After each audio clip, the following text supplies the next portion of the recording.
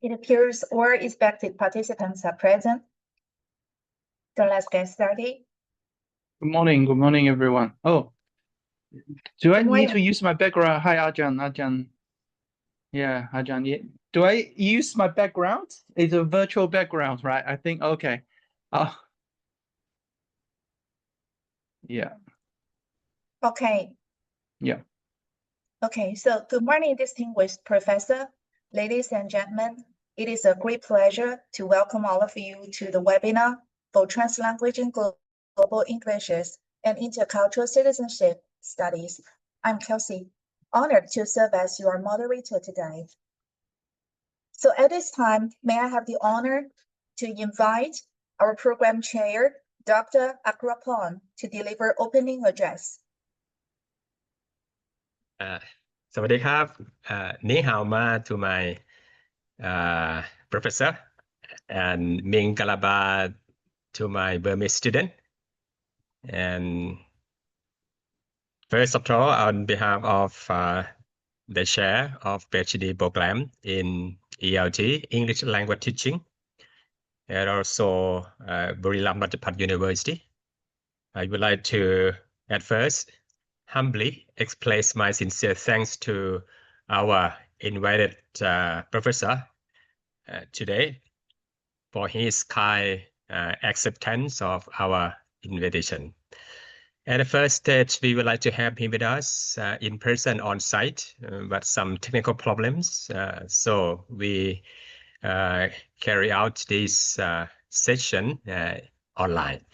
It is highly hoped that in the near future, we will be very lucky to have Professor Van Frank with us on site at Buriram Ratchapat University campus. And this webinar is very special, organized for ELT community, because in this session, not just the PhD ELT students and lecturers from BRU, Buriram Ratchapat University, but also it is very honor for us to have our academic partners from different countries, including Professor Lee Castillo and her graduate students from the Philippines. We have Professor Hong Wu from Vietnam, and my friend from Indonesia. Not just our academic partner from different countries, but also we have our academic friends from Mahasarakam University, from Chulalongkorn University, and other institutes. Thank you very so much for your interest in our today's webinar. So once again, thank you very so much, my PhD students, my academic partners from different universities. Thank you so much indeed for your participation in this webinar. Our webinar today is very interesting because our professor is going to deliver a very trendy topic on translanguaging, global Englishes, and intercultural citizenship. It's very insightful and very useful for all of us. So last but not least, I would like to invite all of you, please join me in welcoming our professor from Shantou University, China, Professor Dr. Fan Gabriel Fang. And please allow me to declare our webinar today officially open. Thank you very so much. Thank you, Dr. Akrapon, for setting the stage. And it is now my privilege to introduce our distinguished keynote speaker, Professor Fan, Chair Professor of Applied Linguistics at College of Liberal Arts, Shandong University in China.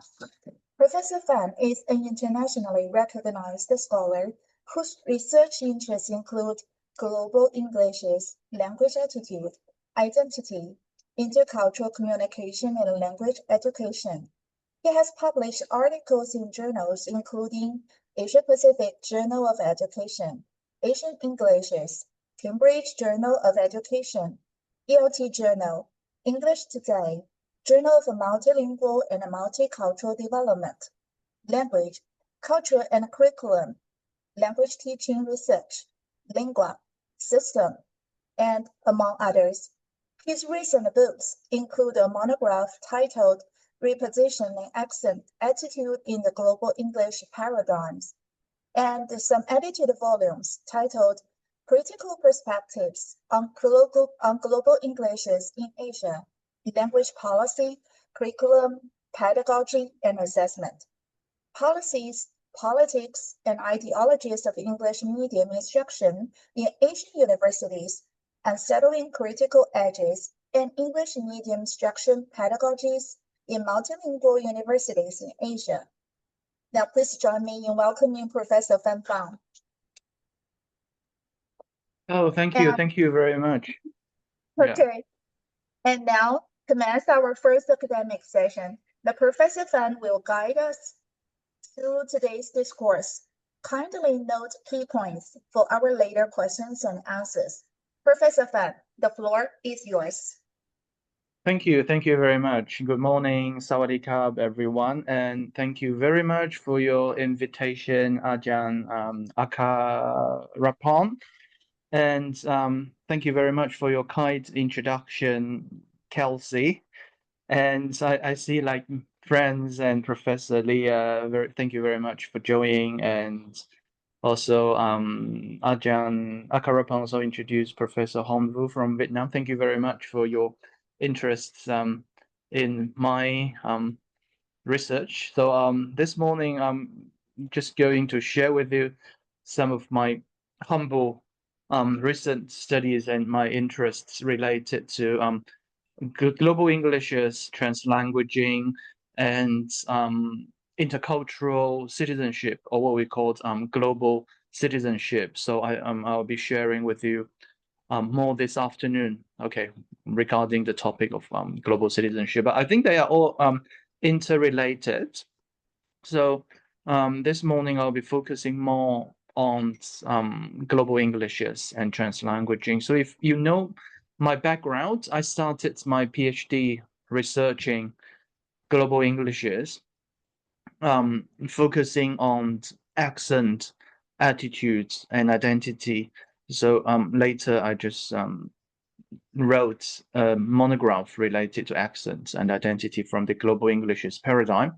And more recently, as we realized, translanguaging is another key topic. Okay, not only like emerging, but I think it becomes one of the very popular topics in applied linguistics for inclusive education, not only in the classroom settings, right, for pedagogical translanguaging, but also the concept has been used to promote linguistic, cultural diversity, inclusive education, decolonizing pedagogy, etc. So for me, I think the concept of global Englishes and translanguaging have overlapped, right? So I'm interested in how we can incorporate or integrate the two concepts in TESOL in education.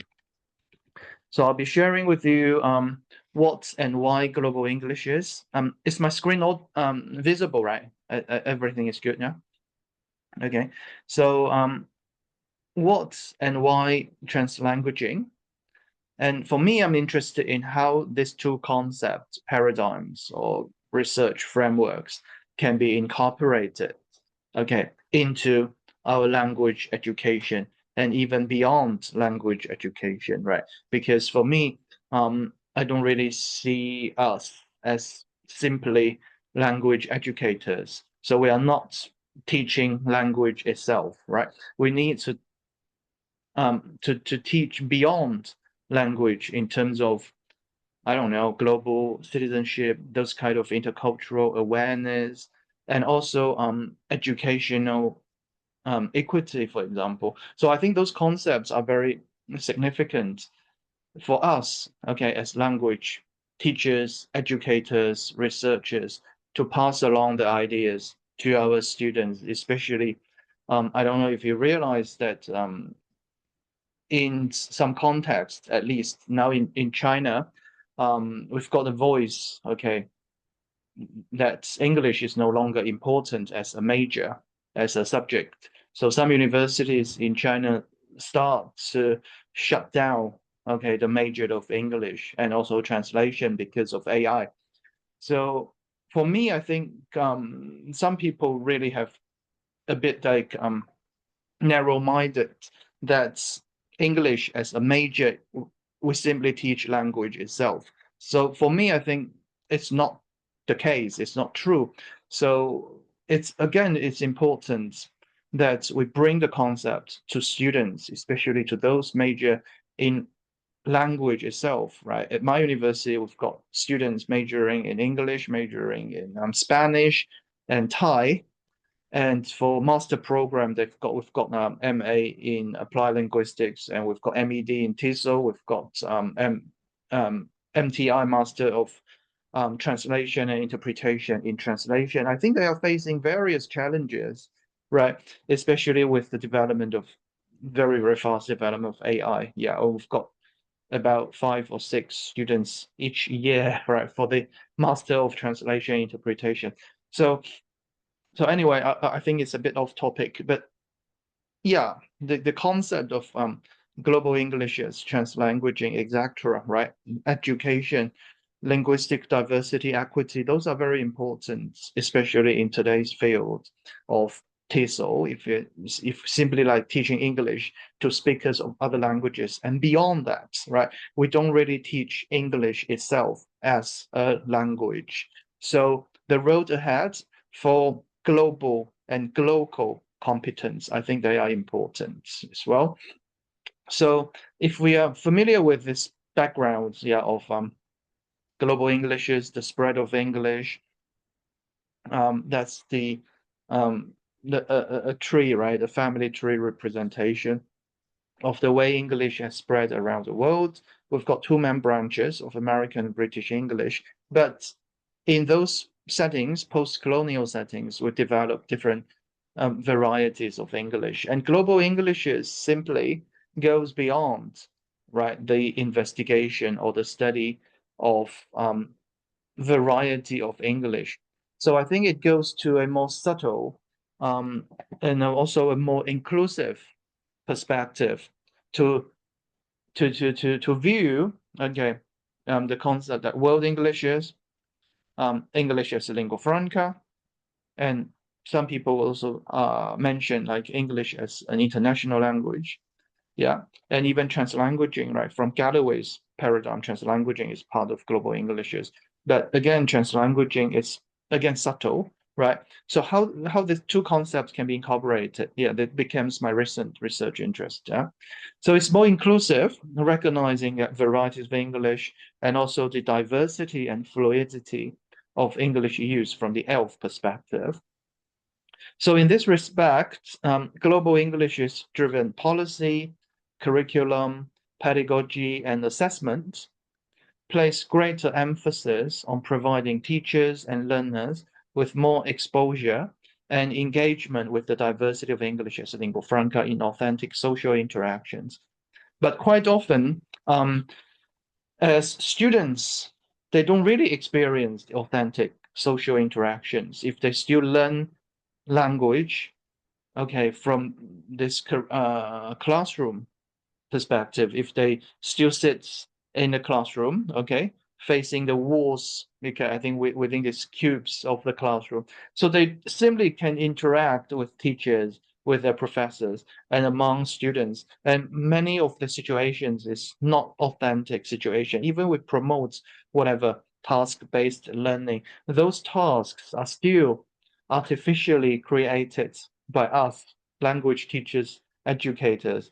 So for students, they don't really have this opportunity, right, to be exposed and also engage with people in real context. So I think, how can we really experience this, right? So students can be just thrown, I just say, thrown into this context where people from different linguistic background, cultural background can really interact with each other. Yeah. So in many situations, like we say like in Asia, right? If I'm stereotyping, yeah. So the students can really achieve high score, but they cannot really use English in real situations. Yeah. Yeah, not everyone, of course, but still this case is very, very salient here. And also they are not pronounced because they feel really shameful of their own English, right?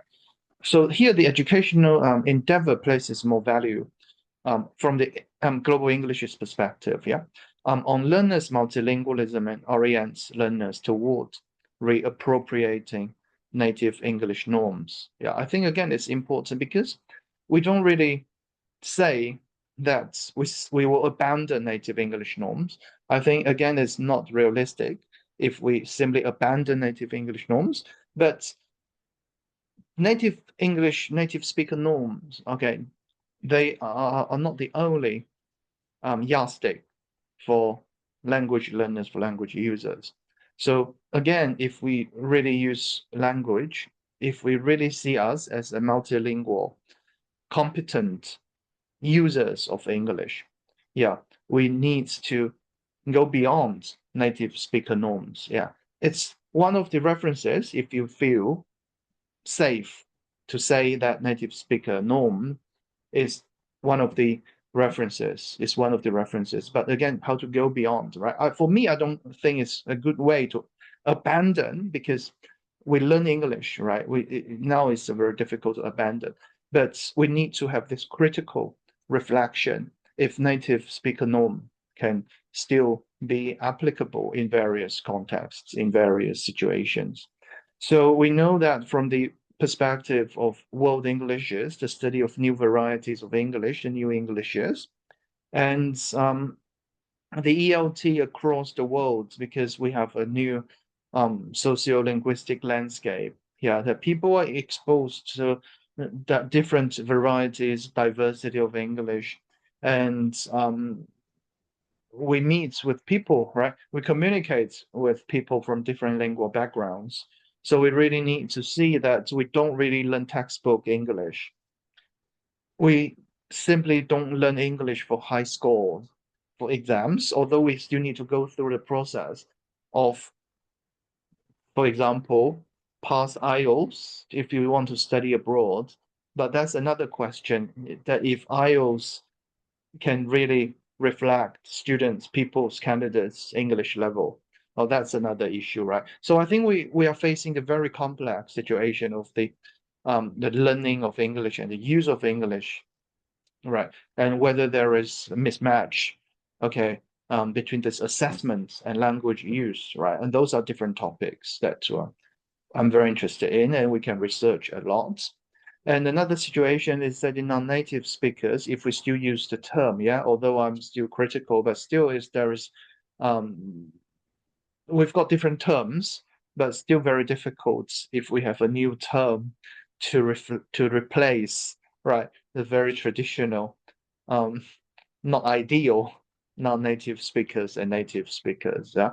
So the number, right, yeah, of native speakers simply surpass the non-native speakers. So students' future use of English in both academic and non-academic settings will also become complicated. Yeah. Okay. So I also use some examples. Yeah, if I think some people here are PhD students. I don't know if you have seen this one. If you attend some of my other lectures and some of my courses, because I'm teaching in China, and earlier last month I was in Thailand. I was teaching a course of world Englishes. I also show this picture to students. Yeah, I took this picture myself at Shenzhen. Yeah, in China at a metro underground tube station, whatever it is called. I took this picture, I think back, it's about like 15, 16 years ago, more than that. Yeah. EF, this is I think we're familiar with this this training institute, this learning institute, yeah, English first. And if you recognize the Chinese, yeah, it's called master. This means a master, faster, pure English. Okay, so you master pure English faster. All right. So very interesting, and the words here.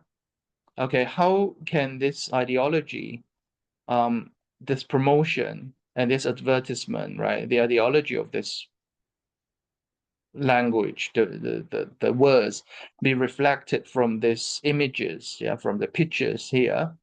So if we do it, I ask my students to do a critical multimodal discourse, critical multimodal discourse analysis. Yeah. Yeah. From the gender aspect, right? From the clothes, yeah, the formality, yeah, who has power, right? From the dress, from the clothes, and even from the hands, because the the lady's left hand, the lady's right hand is tied with this man's left hand, and the man is in the front, the lady is at the back. So we can also see from those perspectives, okay, who is in the front, who is in the back, who wears more formally, who wears more casually. Okay, what is the power representation in this picture? I think it really reflects, okay, those hidden language ideology, and even this hidden ideology of the society as well. So how can we see from Professor Cram's book, yeah, language as symbolic power? And I think it's even in everyday discourse, we see language as symbolic power. And if we go beyond language as written words, right? If we go to see like multimodal perspective, if we see image, if we see translanguaging, so those are the representation of the ideology. And also I think I think not many people are really aware of this, because they see a picture, they just go, yeah, yeah, yeah. I am like, I'm more interested in, so I just stopped there. I spent some time, I took a picture, and then I use the picture as one of the teaching materials, teaching resources. Yeah. Again, I always love these pictures a lot. And another book is called Making Sense of Bad English, by Peterson. So it's an introduction to language attitudes and ideologies. One of the quotes here, one of the quotes is, people who speak a perceived non-white variety of English are much more likely to be judged negatively. Yeah. Yeah, from everyday experience and from everyday discourses as well. So why is global English important? Okay, why do we need to incorporate, at least from my perspective and from many other people's perspective? Yeah, so that's the definition. I think I just explained a bit. And also the concept, or what we call the paradigm, focuses on some of the peripheral issues associated with the global use of English. Yeah.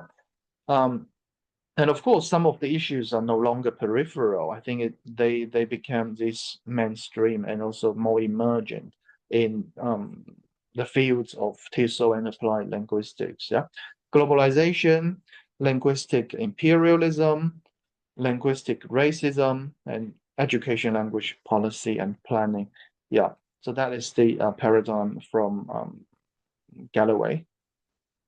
And Rose and Galloway also proposed, I think we're familiar with GLT if we're interested in global English language teaching. One is to increase world Englishes and ELT exposure in language curricula, emphasize respect for multilingualism in ELT, raise awareness of global Englishes in ELT, raise awareness of ELT strategies in language curricula, emphasize respect for diverse culture and identity in ELT, and change English teacher hiring practices. Of course, 1, 2, 3, 4, 5, 6. Yeah, the 6 principles are very important, very significant. But I think if we reflect on the reality, right, how and to what extent are those principles achieved in our everyday teaching becomes, you know, very ideal, right? Those principles.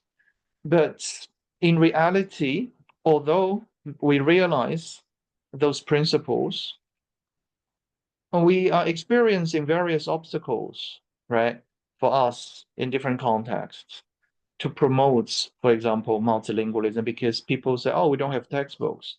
We really lack materials of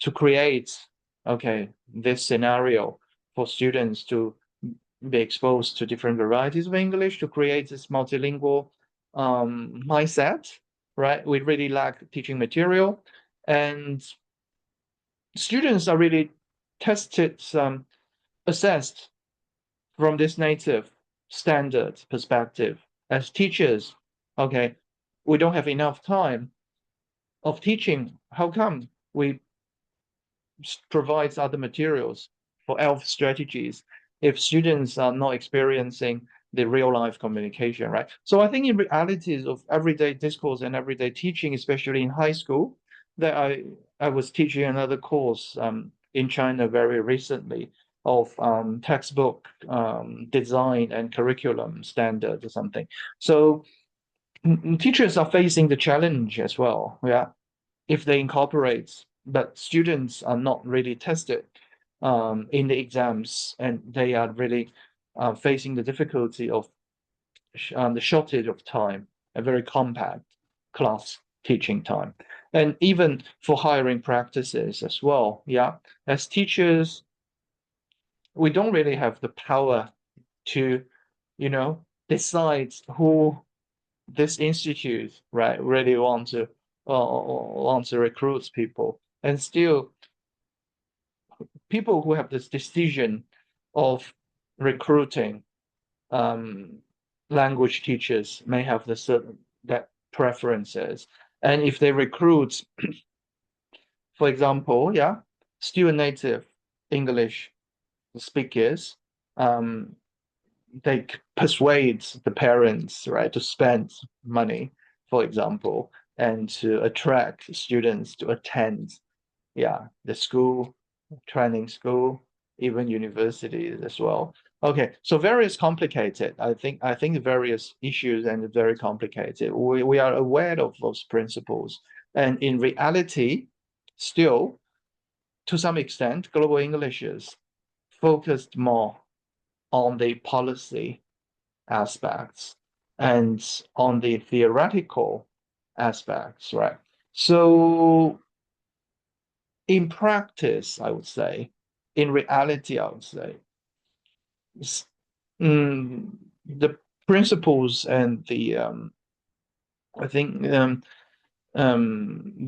developments and also the principles still really are far away to be turned into practice, right? So a quick summary of global English is we see this is a paradigm in research, teaching, and recognition of the current sociolinguistic landscape and functions of English.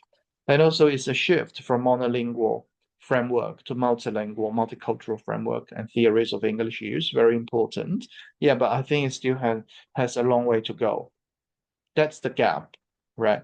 That's the gap. I would say that ELT world today, TESOL, English language teaching, still generates a false image between the local and the global. Yeah, Professor Kumar Ravadivellu also argued this locality and globality of ELT.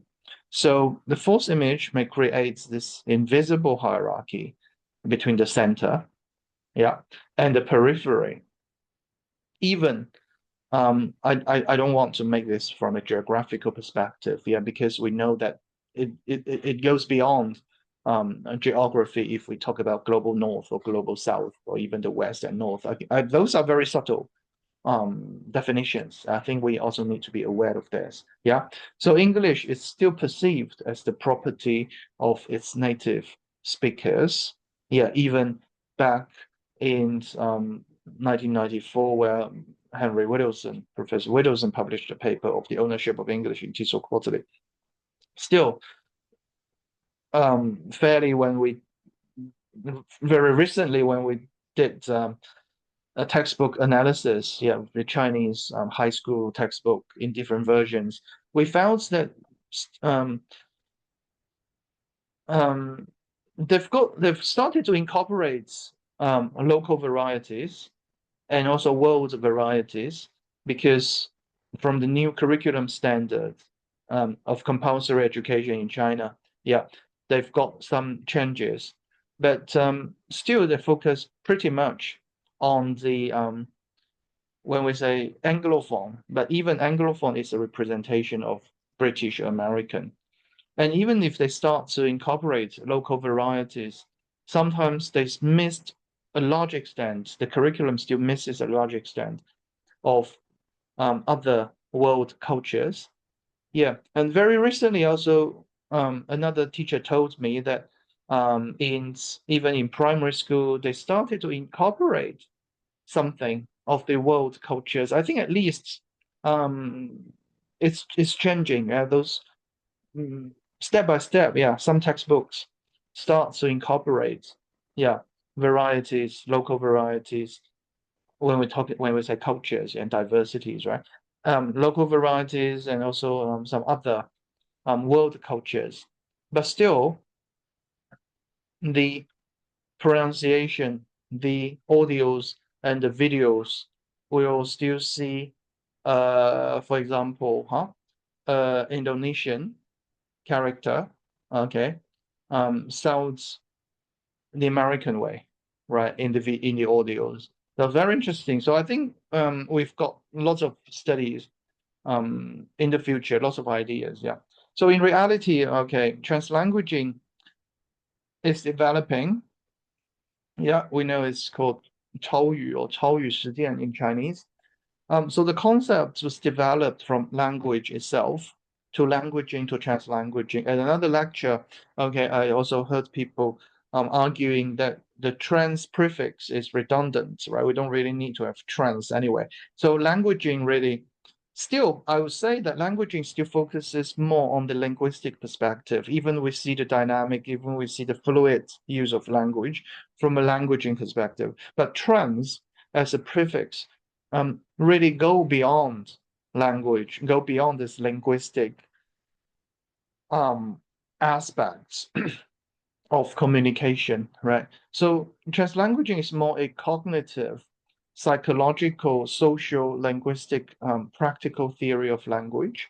And it's visible, it's invisible, it's verbal, non-verbal, linguistic and cultural and social. So I think it's a translanguaging space, for example, that we are creating at the moment.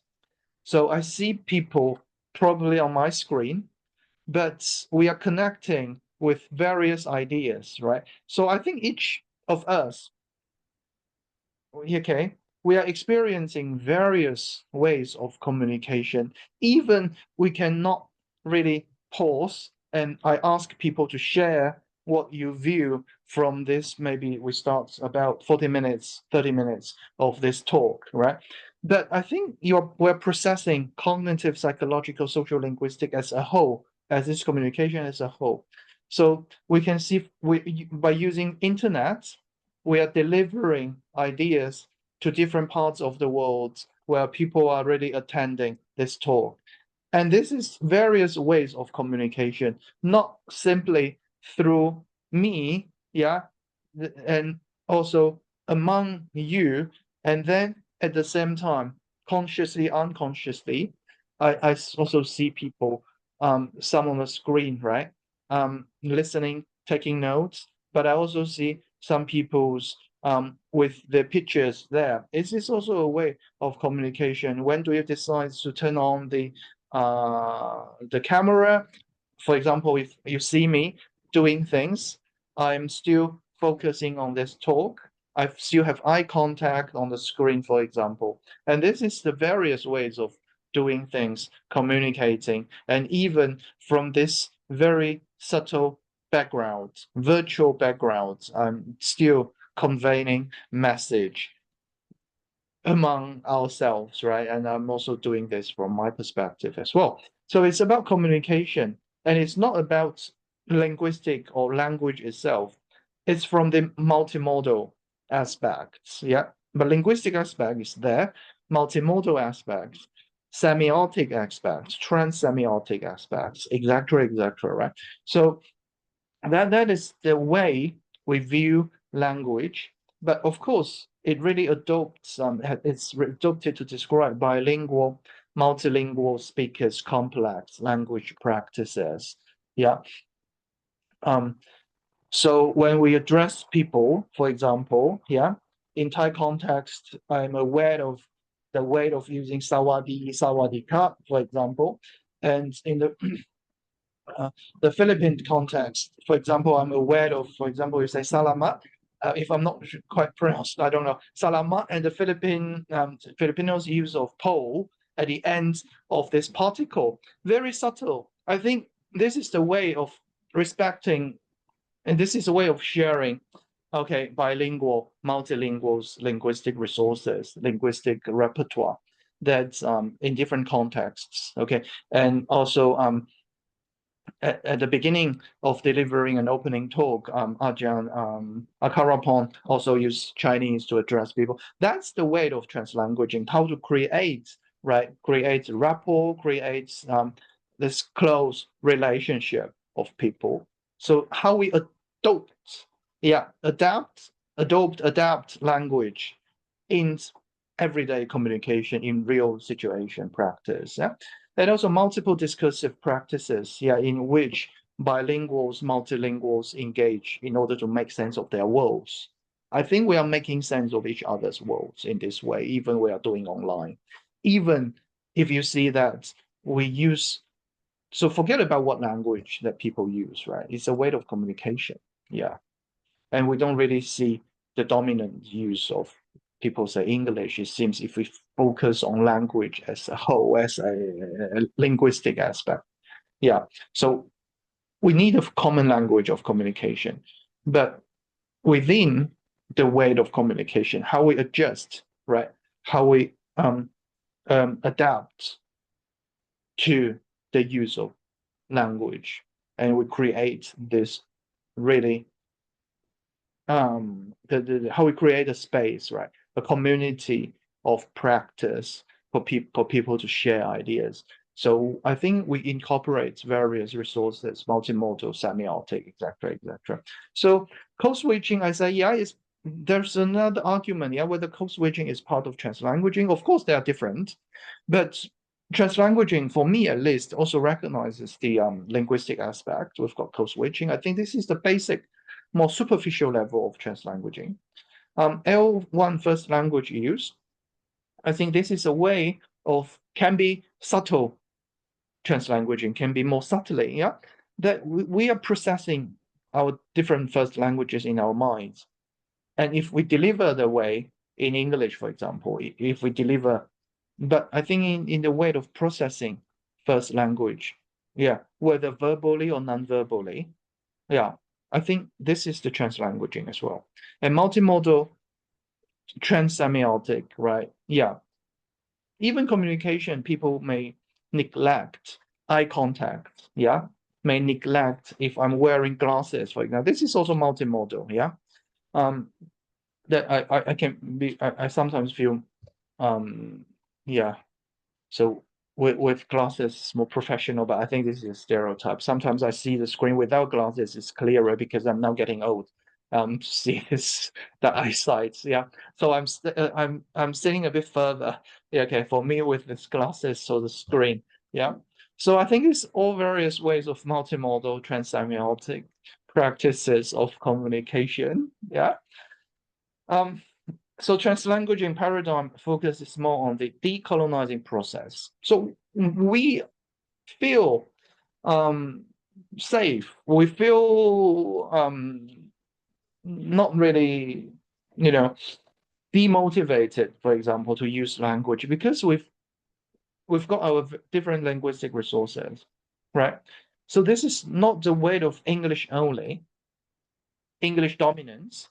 Yeah, we need a language of communication, of course, but consciously, unconsciously, this is a decolonizing process in which educational, social events, yeah, especially from the policy level, because from the language policy level, how do we create EMI classes, right? How are students assessed? How are those exam test papers designed? Exams text papers designed? Still, it can be a reflection, right? And why do everyone, yeah, if English is not a native or even a second language, so everyone has to pass IELTS, TOEFL, for example, if he or she really wants to study, yeah, abroad. So this is the way of challenging. Of course, it's not easy, right? Still, we don't really change the situation. It's very difficult, hardly change the situation. But I think at least we can do this from more bottom up. Yeah, we can create people's raise people's awareness of this. So in both educational, social events, and having the potential of transcending the divide of English as the only dominant, right, language of the top of the pyramid. So I just have some examples if you can recognize Chinese, and that's a combination of different characters, right? That how people can have set up this self-image. Yeah. They just downgrade. They say, oh, they also set up this image on social media. Okay, that I'm very poor, that I'm very ugly, that I'm very like idle, for example. Yeah, I don't have money, so I need care from other people. So people can create this character to showcase their needs, their emotional support, and even financial support. So they create this image on social media, right? And also green banana in Chinese, if we now also creates a new meaning, yeah, I feel very worried. It's like I'm this green banana because pronunciation is very similar. So we have a term, yeah, how you feel like green banana. You feel very worried, yeah. And also this South, it's difficult. They've got same pronunciation, and they also use this way to reflect that they live in a very difficult situation, yeah, whatever it is. And this is also a way of Chinese mahjong. Chinese mahjong is a very local image that I think cultural culture going out, yeah, people now are familiar with mahjong, and then how people use mahjong as this local image to create their situation of living, yeah, and they just put. Also, this is nan shang jia nan is a way of Chinese idiom, and they create these words and they link to mahjong. So also it creates a new semiotic meaning, right, of this one. Yeah, exactly, exactly. So it's an expansion from its linguistic meaning, but cultural, social meaning as well. In the Thai context, people are interested in translanguaging. For example, some papers in Thai context are focusing on the potential of translanguaging for English language teaching in Thailand, the role of translanguaging in improving Thai learners' interactional competence, yeah, of dialectic English as a foreign language tutorial sessions, translanguaging, and language policy in Thai higher education EMI programs. So to what extent, for example, should or can teachers recognize this linguistic diversity? Yeah. Oh, sorry. I think this is the format. So the translanguaging from Garcia, they also believe that translanguaging, yeah, I think it's repeated. Yeah. So let me move on.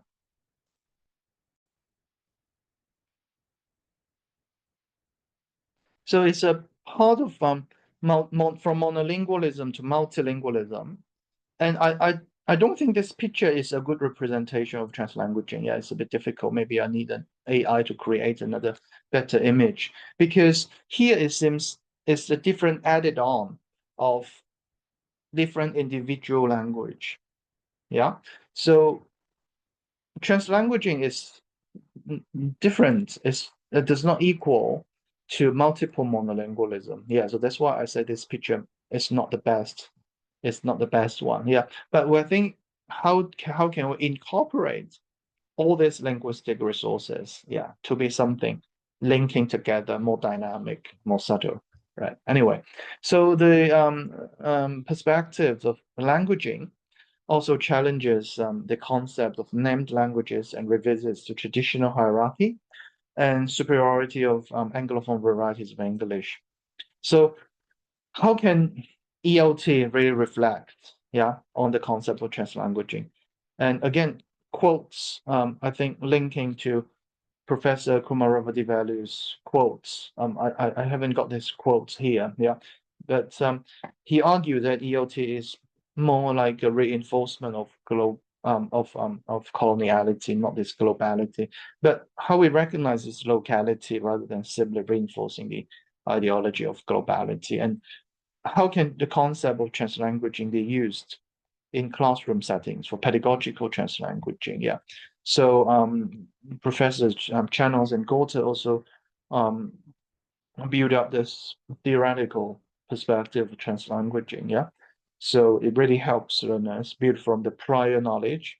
Yeah, I think it's something from what we say like schemata, right? How people have the previous knowledge and the previous experience, how they have this image, how they have the understanding on your mind, the schema, the schemata, and then starts with the scaffolding, right? The use of translanguaging can be used as a scaffolding process for learners to use the language to express themselves, and also the connected growers from Professors Channels and Gorter. Okay, so they regard language use and language learning not from a linear perspective, yeah, and not simply from step by step, yeah, from grammar, from vocabulary, or from sentence structure, whatever. Yeah, but the connected growers is the concept is used in the dynamic systems theory. Yeah. I think it's also related to the Lawson Freeman, Professor Lawson Freeman says this complex dynamic system theory. Yeah. So to explain learning and development, and the theory has also been applied to language learning and multilingualism to consider language development as a complex, nonlinear dynamic process. So I think it's very important if we use language in the real, authentic situations. And I think it's very relevant to global Englishes as well. So the sociocultural theories, yeah, the various theories, and also guiding principles use the first language in immersion programs. So here, how do we regard the first language as well to understand and generate complex ideas when students are working on an oral or a written task in the target language, to create a secure classroom environment so that students are confident and ready to interact. So people are interested in, researchers are interested in emotional the situation, right? The safety, emotional burden, for example, and also the ways of and also the use of translanguaging. Yeah. So the first language should be used with a purpose. Of course, we don't want to go from one extreme to another extreme. Yeah, the situation is still a content class, foreign language class, or content class. Yeah, we don't want to create a situation of making the use of a first language as dominant. I think this is not the case of translanguaging either, right? So it's particularly for cross-linguistic comparisons or to make abstract vocabulary comprehensible. So this is a way of scaffolding. This is a way of knowledge building, yeah? Okay, and also some characteristics of pedagogical translanguaging according to Channels and Gorter, right? The types of program can be multilingual education and second additional language education, can be multilingual, emergent multilingual. Can it be monolingual? I don't know, but because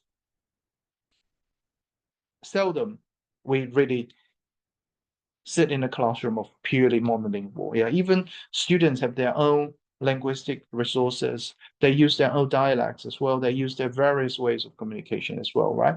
So nowadays, we really do not really come across the situation of purely monolingual students in a classroom and monolingual people. I think multilingual is the norm when Professor Stephen may argue this multilingual turn of language education, right?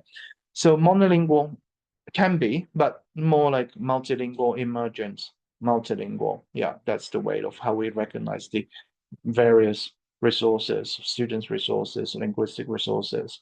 Can be linguistic and academic development. So at least I think it's applicable in both language classroom and also content classroom, the traditional EMI classroom. Yeah, EFL, if we still want to term that as EFL, although I don't really like the term of EFL, yeah. So language classroom and content classroom can be planned, designed from the pedagogical translanguaging perspective. But in everyday discourse, I think we are experiencing various unplanned, undesigned, spontaneous translanguaging as well. So the use can be multilingual and heteroglossic approach. Yeah. So I think it's very useful to research translanguaging in classroom. Yeah, to understand how language can be related to identity, power, and inequality from a sociolinguistic perspective. And it also provides a more comprehensive picture of classroom discourse practice to examine how stakeholders deal with the tension between the rigid English-only policy and the students' practical language needs in classroom practices. Right. Yeah, okay. So I'll skip this bit. Yeah, I think it's a bit repetitive. So I'm going to show you two cases. I think I also mentioned, I just mentioned this one in various talks. So forgive me if you already attended some of my talks and you're already familiar with this one. Yeah. So I conducted this one with one of my students.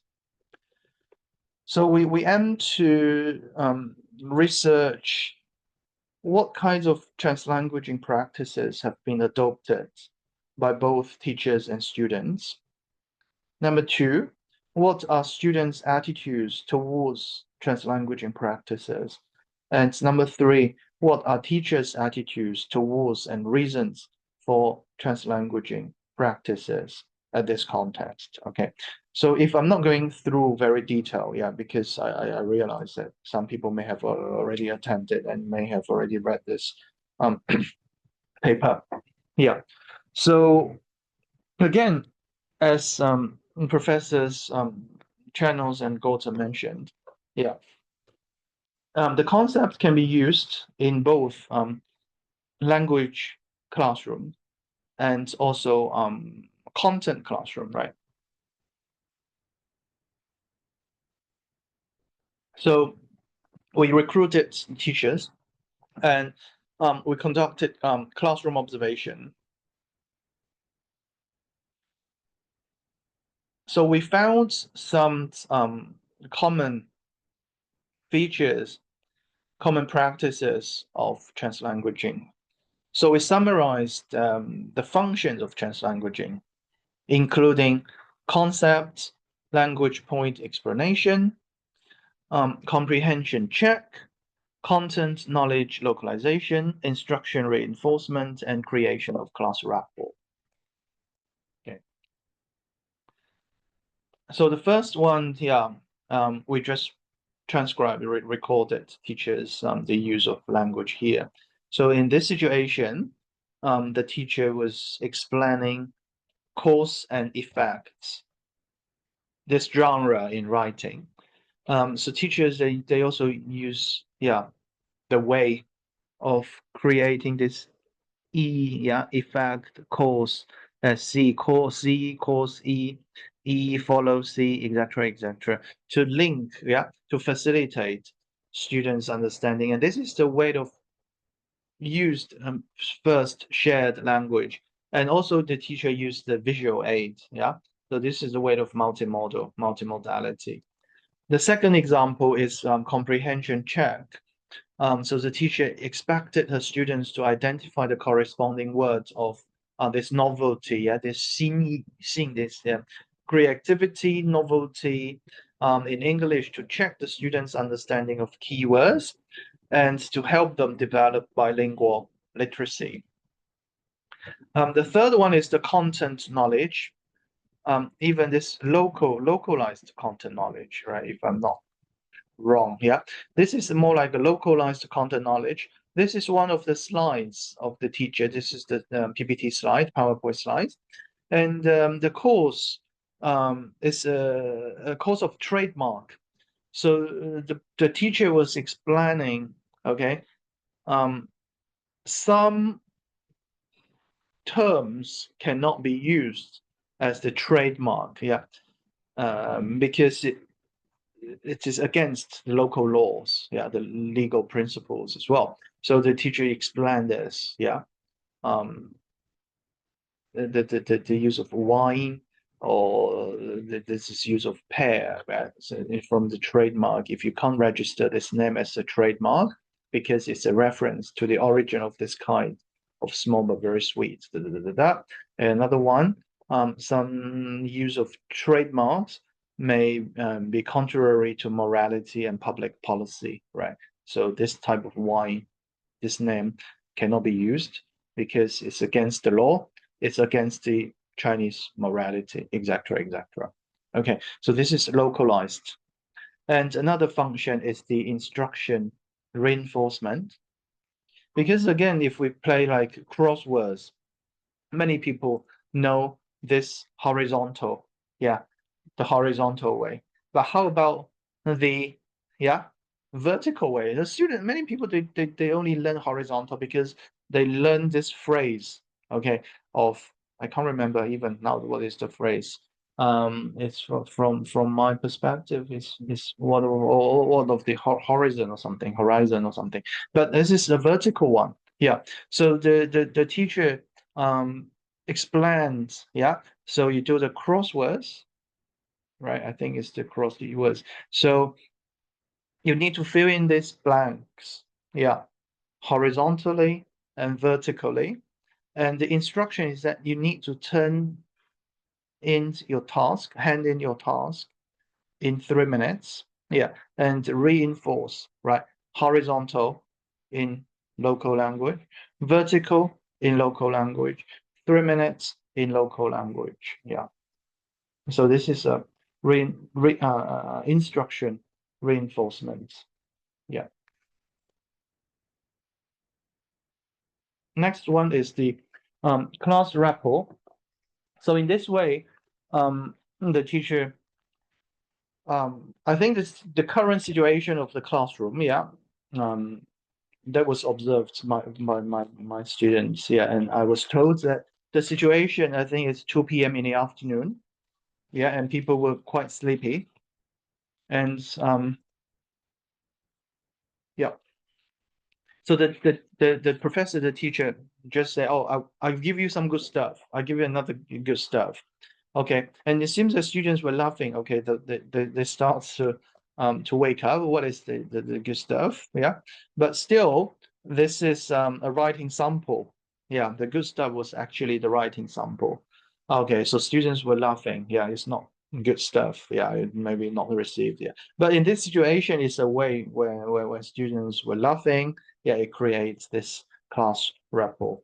From the questionnaire, we also ask students' understandings of the attitudes towards translanguaging. Yeah, I'm not going to see in detail, but the highest mean is to help less proficient students. I think it's similar to the way of scaffolding, right? To understanding, build up this knowledge, and following by the to explain concepts. Yeah, because I don't know if you have come across a situation that also experienced lots of concepts, very academic concepts. Sometimes I explain in English because I prepare the course. If you have to stick to English only, yeah.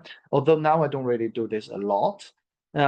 So you still need to use use English to explain the concept. At the end, you spend 5 minutes. Sometimes students could not understand the concept. Yeah. So students, well, they realize, even like 2 days ago, yesterday, I was using English to explain a concept. I was planning to translanguage as well. But when I started to use English in a situation, I see students were like kind of they already murmured, they say, oh, use Chinese. Yeah. So again, so I think some students really need to use this translanguaging as a way of explaining concepts. Okay, so their acceptance of their own translanguaging practices.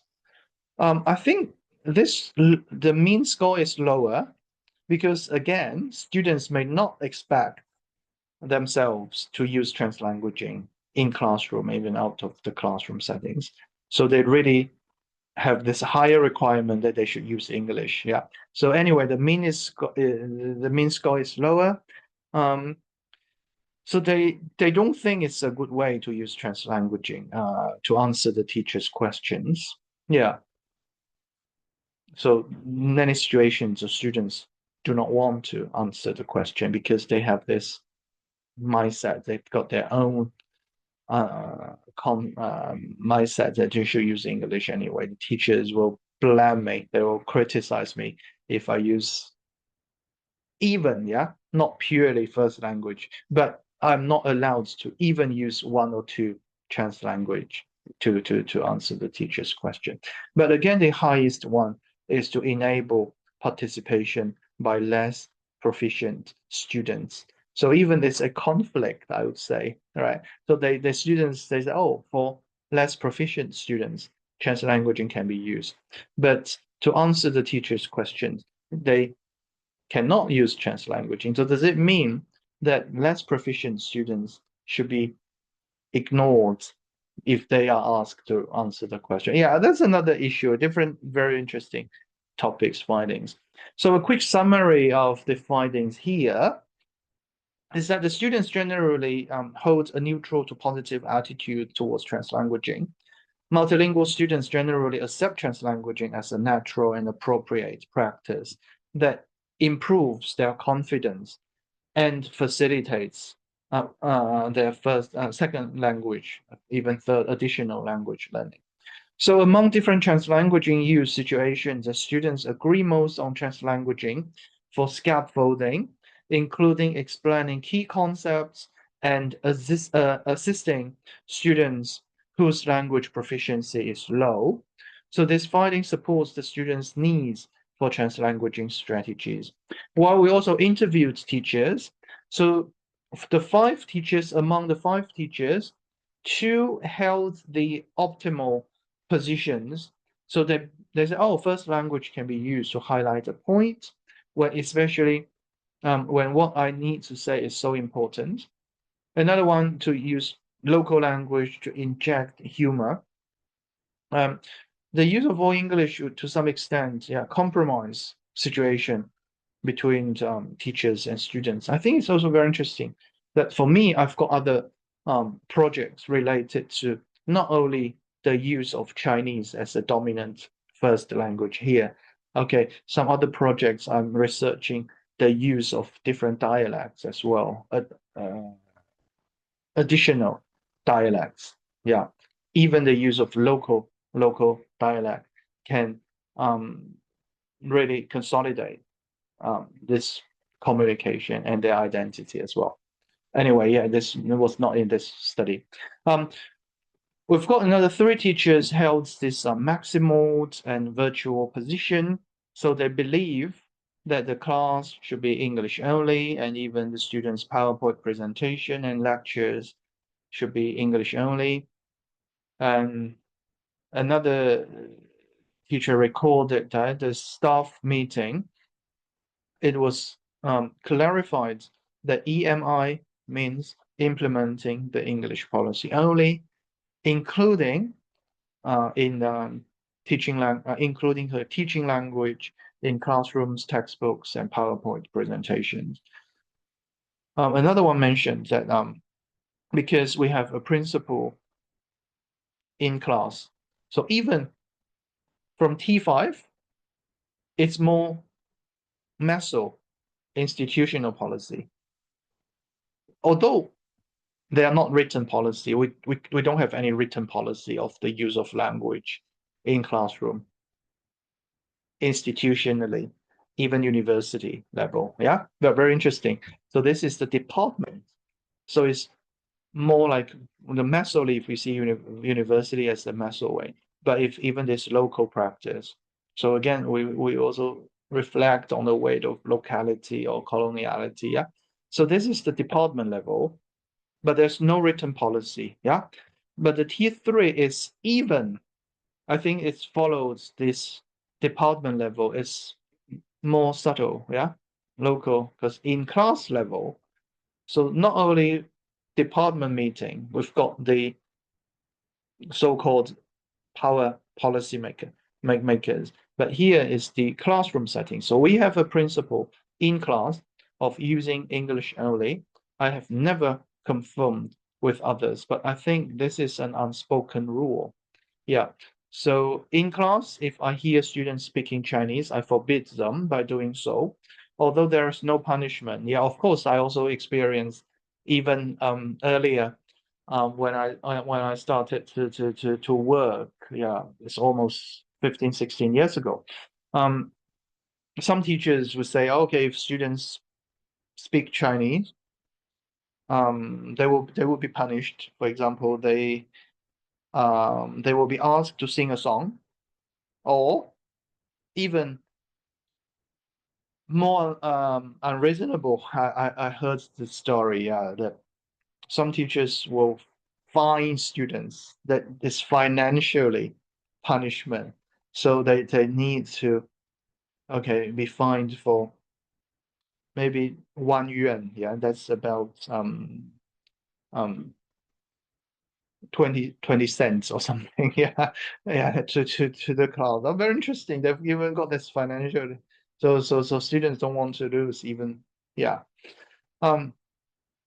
So here there's no punishment. So I usually remind them not to use Chinese. Yeah, because again, when I first used at the English Language Center, now I don't work there. Yeah, I think those teachers were from that center. Yeah, always I when I attended this meeting, I was reminded as well. But for me, I don't really like this policy. Yeah, so me myself. Yeah, but for T3, yeah, this one. So I think it's a she, yeah, for T3, yeah. So yeah, even when I encountered content which is difficult to explain, I will still not randomly resort to Chinese. Otherwise, my students might feel that they could use Chinese too. So despite the English-only policy, the teacher participants utilize translanguaging strategies, some, to facilitate content teaching, including various concept, language point explanation, comprehension check, and content knowledge localization. And teachers show different points towards translanguaging. Those in favor recognize more functions of translanguaging practices, and also they recognize the challenges, including the influence of monolingual policy, and they're afraid of students' overuse of first language. So I think those are the bottom-up voices, right? So how do we really revisit language policy? Yeah, or even if we really have language policy there, but they've got invisible language policy because some are really made from teachers themselves, from the faculty, from this department themselves, right? So another case, again, students, we conducted translanguaging in EMI courses. So in this case, there is no language courses. So we focus on content courses. Yeah. Again, I'll skip with the background, because we know this already. And we also know this. And the use of English may be represented as educatedness and the argument of multilingual term. Yeah. So I just skip. Yeah, I think I already talked a lot. So another case, we had 3 research questions. So now in EMI content courses, the first one, what are the language ideologies held by EMI teachers and students? Number 2, what are the language choices and practices of teachers and students in EMI courses? Number 3, how do teachers and students perceive, if any, the hierarchical relationships between languages in EMI courses? Because traditionally we say English is at the top of the pyramid, the hierarchy, and then probably the mainstream national language, followed by even varieties of English, and then the local dialects. Yeah, can be, yeah. So similarly, we collected we collected data from classroom observation, from questionnaire, and from interviews. From the interviews were mainly about their language ideologies, their practices, and attitudes about language hierarchy. Yeah, it's a way of triangulation. All right. So we've got the, again, 5 teachers. So all teaching content courses, no English as a foreign language courses. And the students have relatively, again, critical. I'm fully aware of CFR, the complexity of CFR. Yeah. So the first drafts, we didn't really use CFR. Yeah, in the first draft, but always the reviewers will ask the question, right? How can you really, if you are doing the purposeful sampling, yeah, you need to tell the readers the student's English level. Yeah, I know this is something really fixed, but this is the way we can only provide. Even we provide sometimes the IELTS score, even sometimes we provide CFR. I think it's still now more recognized internationally, but I'm fully aware of, yeah, some of the disadvantages of using CFR, yeah, to represent everyone's English level. So I'm going to show you a bit of the observation findings. So in this study, we found some ways of some functions of translanguaging. Similarly, comprehension reinforcement. But this again was from teachers drawing, handwriting. Not really easy to understand.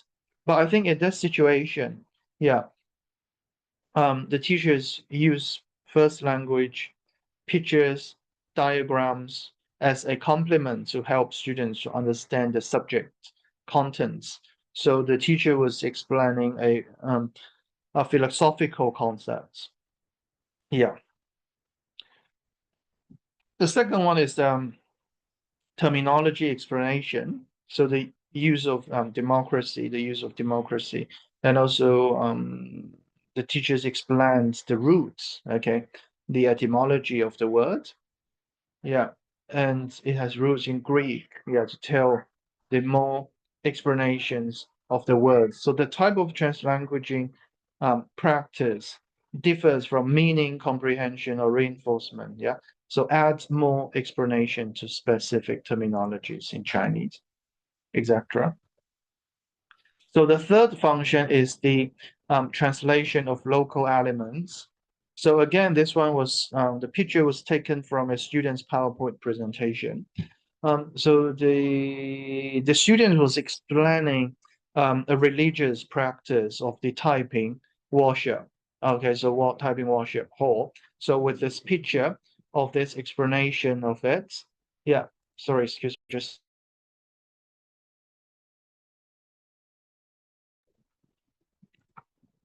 Yeah, okay, so I'm just. So this is an explanation of a religious practice of the typing worship with this picture, with this practice there. So this is a translation of local cultural elements. So again, we ask students' attitudes towards English only, yeah. So students still have quite high the mean score, yeah. The lowest one will be English only is easy for me to understand the subject, or English only is easy for me to talk with others. While they really believe English should be encouraged. It's more academic. It's important for English language and also for subject knowledge as well. although in practice, they say not easy. Okay, so students held slightly favorable attitudes towards English only. They believe English only, half of them, yeah, would appropriate. Also indicates a high proficiency. Still, the mean score is quite high, yeah. Yeah, and also could benefit their English learning, more academic atmosphere. It's necessary to encourage teachers to use EMI. And this number, right, that students should also be encouraged to conform with English only practice. So even the respondents held relatively positive attitudes, it was very difficult for them to implement it. So they would very low, so say very difficult to communicate with others only in English. And it's still difficult for me to learn the course content. So we also ask students' attitudes towards translanguaging, right? So they still see, for example, like using other languages indicate a lack of linguistic proficiency in English. They don't really believe so, right? So they have still quite high mean score. Yeah, they still believe that other languages should be allowed. They also believe using other language still 4, yeah, 4.19 is good for English learning. But this one is that using other languages to explain contents, yeah, is satisfying. They still, this is the lowest. The lowest one is that it's not an indication of low proficiency. And this one is the use of other languages to explain contents, and they using other languages is disrespectful for EMI. There's this relatively quite high score here. Yeah, very interesting. But they still in favor of it's higher than their attitude to EMI, English only. Yeah, though they've got a higher mean score of translanguaging here. And they believe that adopting translanguaging EMI was more appropriate than using English only. We did a t-test, and the difference was significant. Yeah, this is a t-test of the English only practice and also the involvement of other languages. And we also asked the preference of native English speaking teachers in EMI courses. Yeah. And still they've got a preferable attitude to native English to the compared to the local Chinese teachers. Yeah, but we also did the t-test. That was not significant. Okay. So interviews, we also reviewed various ideologies, including the believers' ideology, the skeptics' ideology, and also the in-betweeners' ideology. And we also found the mismatched language practices and ideologies. Yeah, both students and teachers embrace translanguaging practices rather than maintaining the English-only practice, even from the questionnaire, they believe that EMI is more helpful, right? So the interview data just uncovered a gap between the English-only ideology and their actual translanguaging practices. And the third research question of the hierarchical relationship, and of course we explained this to students before the interview. So this term refers to the accumulated results of language practices and representations of languages carried out by individual and collective actors under specific historical and geographical circumstances. So the findings, very interestingly, yeah, no, not yet. Yeah. So we realized English is already positioned as the top, or as the more privileged. So with the status of privilege alongside the key national languages. Yeah. And then later, probably the varieties of English and local varieties of dialects, right? And other local languages might be marginalized. So we ask students if they perceive hierarchical relationship among languages. So very interestingly, during the interview, none of them really believe the hierarchical relationship, or because they believe that languages are just tools for communication. Okay. So we'll see a quick summary here. Okay, they've got inconsistency between the language and practices. Translanguaging was observed as a de facto natural practice. Okay, we found the different participants of different language ideologies. Both teachers and students use translanguaging, and we found some common features, functions of translanguaging. So for students, translanguaging practices in EMI courses, right, also enable them now to perform linguistic analysis. They were able to use and maximize their full linguistic repertoires. So in terms of hierarchical relationship, they don't believe that. They disagreed with the existence of that. A more critical understanding of power imbalance and hierarchical relationships between Chinese and English is also manifested by a few participants who occupied a minority. Yeah? So they believe they resort to academia and economic discourse, so they need to publish in English for international recognition to support the more powerful and prestigious position of English over other languages such as Chinese and also a lot of other dialects, local languages. Yeah. So inseparable from this Anglo-American economic power. So yeah, I cannot hear you clearly. Could you please speak a bit louder?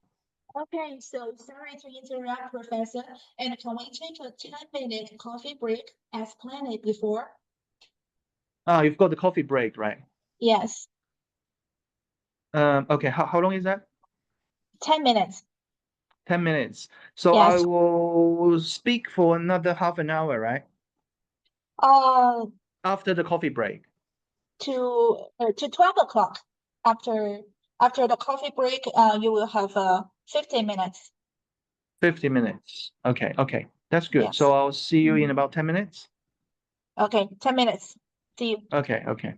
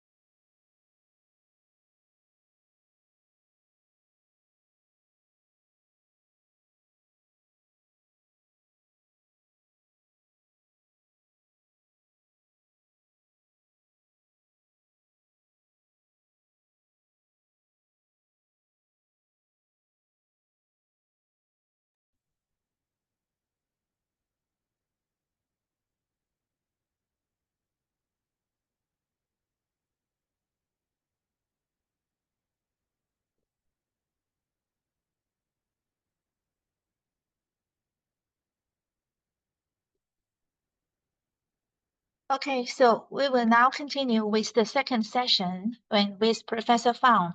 And please take your seats for the next part of today's scholarly exchange. Okay, yeah, thank you very much. So, I don't think I will speak like for another 50 minutes, probably another like 30 or something, and then maybe we can have like 10 minutes of a bit of the discussion at the end, right, for this morning's sessions. Okay. Yeah, I hope it's okay because some of the interaction a bit, yeah. So the implications of this previous study, the second case, right? We found that it's helpful for both students and teachers to recognize the effectiveness of translanguaging practice in EMI courses, and raising multiple awareness among policymakers and teachers when making and implementing language policies is of great significance. And the last one is often the case that EMI is just dumped on the faculty and students with little consultation, preparation, and compensation. Yeah. So more recently, I was doing EMI preparation. So I've got two publications related to EMI support and EMI preparation. I think this is, again, very important if we see from the bottom-up perspective, some bottom-up voices. Yeah. So it's vital for policymakers to collect suggestions from students and teachers before and after making language policies. Okay, so after the two cases, so we just share with you guys. The first one is, what is the role of English in higher education in and beyond China, probably in Thailand as well, and in and beyond. So what types of English do stakeholders need in higher education in and beyond China and in your own contexts? So how can a decolonizing pedagogy be implemented in EFL if it's more language oriented and EMI is more content-based education? And how can global competence be developed through TESOL and EMI learning? So this afternoon, I'll be sharing more about global citizenship, intercultural citizenship. But I think as a lead-in, this PISA for Program for International Student Assessment, right? This is the model of a global competence. So from this knowledge, values, attitudes, and skills. So both language users, teachers, students, we are required to use English, to use language, and not only English, right? To use different languages, understand and appreciate the perspectives and worldviews of others, engage in open, appropriate, and effective interactions across cultures, examine local, global, and intercultural issues. I think this is, again, I think I'll talk about local competence as well. Yeah. Take action for collective well-being, sustainable development. So this is another paper, yeah, of the 7 principles for writing materials for English as a lingua franca in TESOL Journal, by Kiskowiak. Probably I don't know how to pronounce correctly, sorry, yeah. So he proposed TESOL to incorporate English as a lingua franca. So I think it's very helpful. The TESOL with a local flavor and those emergent norms in situ. So the first one is intelligibility rather than native speaker proximity. Successful ELF users rather than native speakers. Authentic ELF use rather than native speaker corpora. Intercultural communicative skills rather than fixed cultural models. communicative skills rather than native-like correctness, multilingual ELF use rather than monolingual native speaker language use, raising students' awareness towards an ELF mindset. So I am really interested because I think I'm inspired by Kumarava Devalu's post methods approach. Right, the three key concepts is one is particularity, number two is practicality, and also possibility. So I also adopted these three key aspects of post methods in my own research. Yeah, because my own PhD was about accents and identity in global English's paradigm. So I propose this topic approach. Yeah, it's not the good name, of course. Yeah, because I was thinking about how I could make a good acronym of this. So just put topic, stand for teaching of pronunciation for intercultural communication. Yeah. So based on my PhD and based on because I was developing this approach. Yeah. So that's one of the contributions of my PhD there, and linking to Professor Kumar's post methods, principles of post methods. So I proposed this approach, and I proposed three principles. The first one is revisiting teaching contexts, models, and norms. Number two, raising teachers' and students' language awareness. And number three, reinforcing accent exposure and fostering communication strategy. So the first one echoes to the particularity approach, particularity principle. So from the perspective of the particularity of the post method pedagogy, language teachers should be sensitive to the local culture and context of language teaching in order to build an appropriate and realistic model of pronunciation teaching, as they are teaching a particular group of learners pursuing a particular set of goals within a particular institutional context, embedded in a particular sociocultural milieu, right? So students in China are different from students in Thailand, are from different from students in the Philippines, for example. But of course, we cannot really assume that those students are really monolingual and those from certain nationalities, right? So again, we really need to see international students in different contexts, right? They have different needs, they have different ways of using language, right? So yeah, we cannot assume that only Thai students study in Thailand and only Filipino students study the Philippines and the only Chinese students study China. And this is not the case either, right? So we really need to see, and within China, within Thailand, within Philippines, different universities, different schools, they have different ways of teaching as well. Yeah, students have different learning needs and learning goals. Students have different levels. Second one is raising teachers and students' language awareness. I think this is similar. This echoes to the practicality of the post methods approach. So raising language awareness in terms of topic is to promote the IRLP, is interculturally responsive language pedagogy. Right. So the component of topic is similar to the idea of practicality of post method language teaching. As long as new attitudes are fostered and language awareness is raised, a theory can be applied into actual and sustained practice. Third one of topic is reinforcing accent exposure and fostering communication strategy.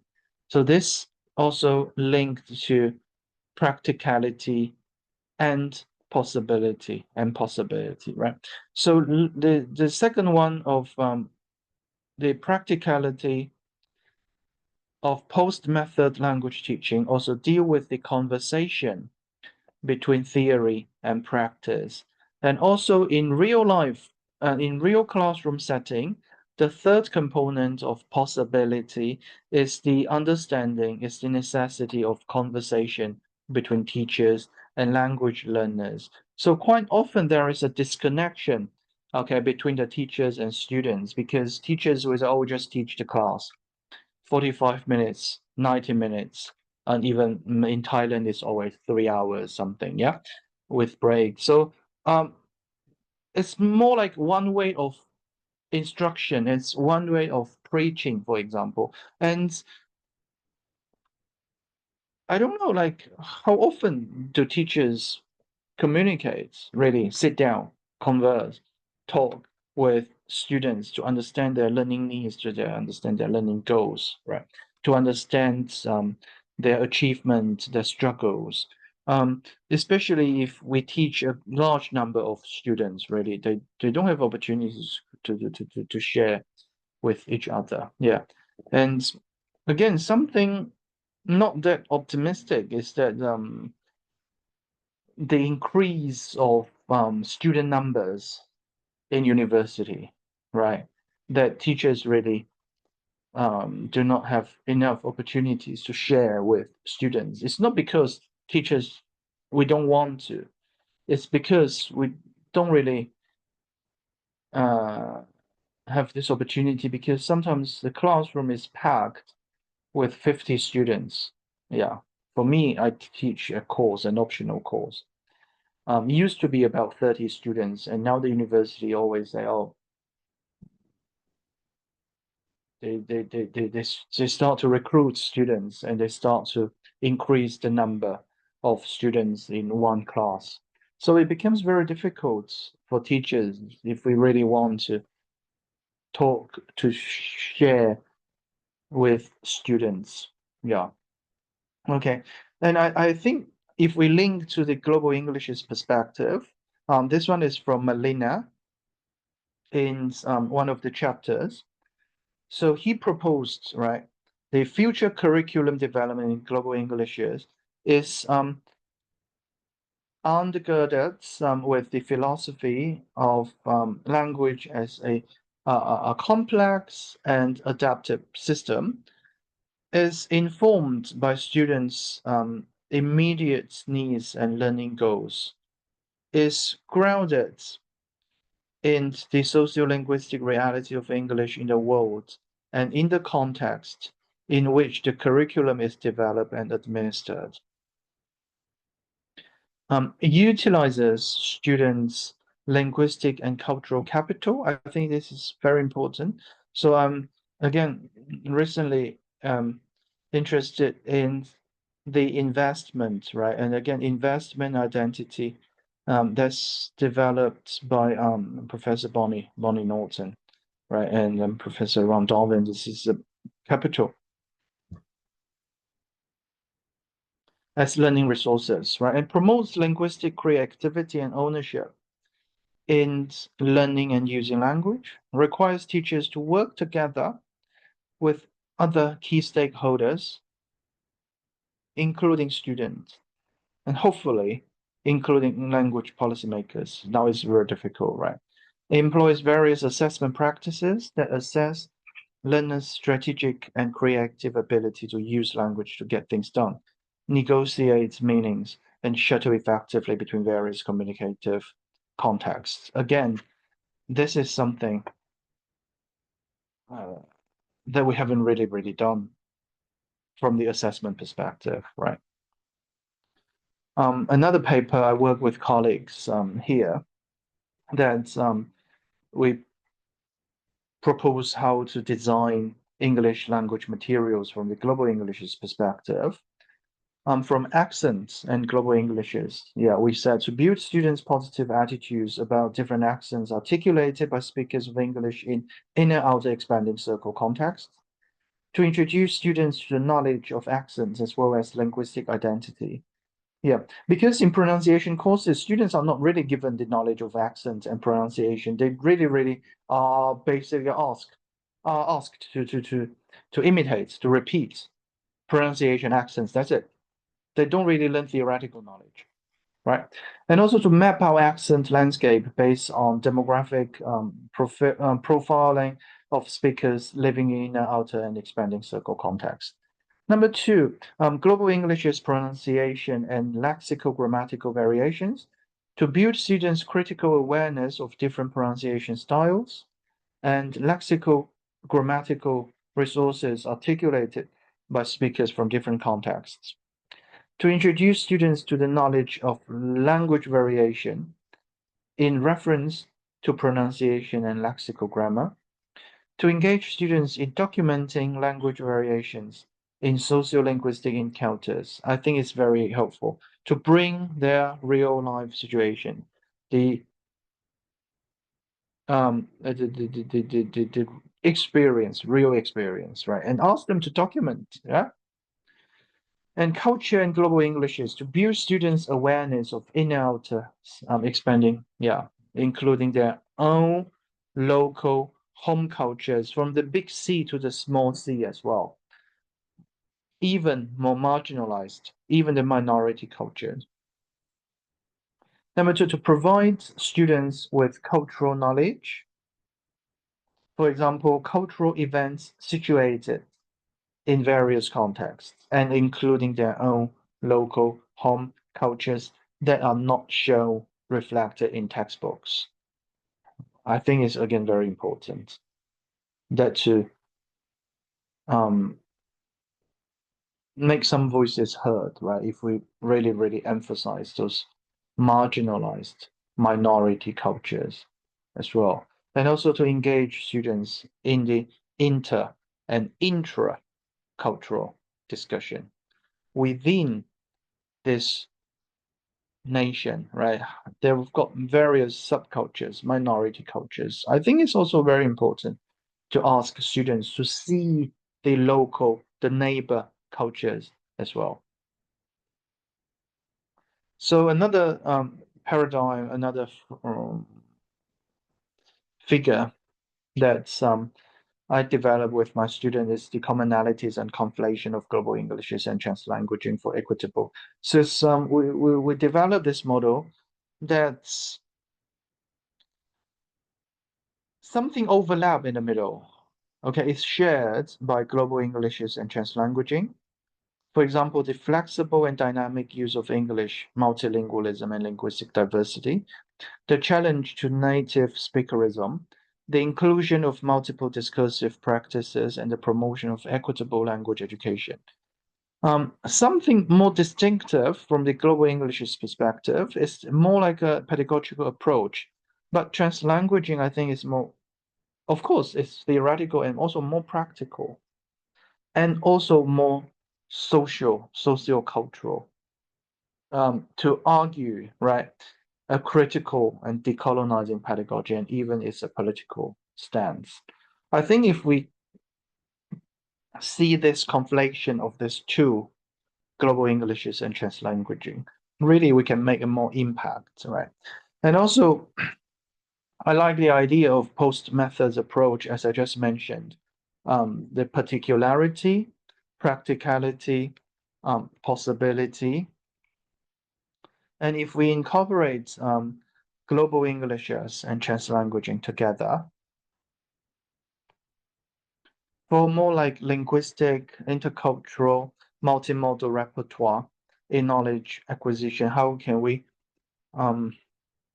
maximize, right, people's various, right, repertoire, their expertise? And if we link post methods approach, I think this is a way of fostering local competence development. Yeah, and I think again, it can be linked to critical and decolonizing pedagogies. So how can we develop local competence? I think this afternoon I'll be sharing more. Yeah. So this is an awareness plus activity. Yeah, I haven't really shared about global citizenship, intercultural citizenship. I'll be talking a bit this afternoon. Yeah. So be aware of linguistic and cultural diversity in intercultural communication in situ. Develop community and social responsibility. be able to observe and deal with emergent intercultural encounters with people from various lingual cultural backgrounds, construct and negotiate cultural identities beyond viewing culture as nation-bounded, to challenge the cultural ideals and essentialist perspective of culture. I think it's, again, very, very important. That's why I also say we need to view this local. And local is not equal to national label of local, right? Local is labeled to more everyday practice. It's more like a neighborhood local practices of cultural understanding, yeah, of cultural behaviors, yeah. And also create opportunities for not only cognitive attitudinal change, yeah, if you are familiar with Professor Byram's communicative approach, intercultural competence. Also, he developed intercultural citizenship. Yeah, I'll be talking a bit this afternoon. So one is the cognitive attitudinal change, but also the behavioral changes to engage in various intercultural activities. Yeah. Self-reflection of home and local cultures for developing global and local citizenship. I know it's very difficult because I think it needs a link from the bottom-up practices and also the top-down policy. And I think it's in everyday practice, right?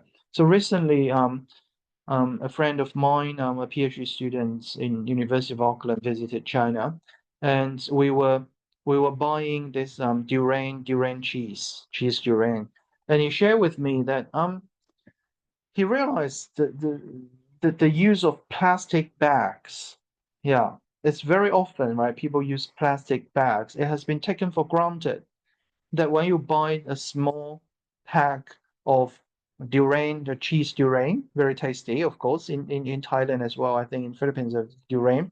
So it's taken for granted that a plastic bag is given. And I think this is a waste of, resources.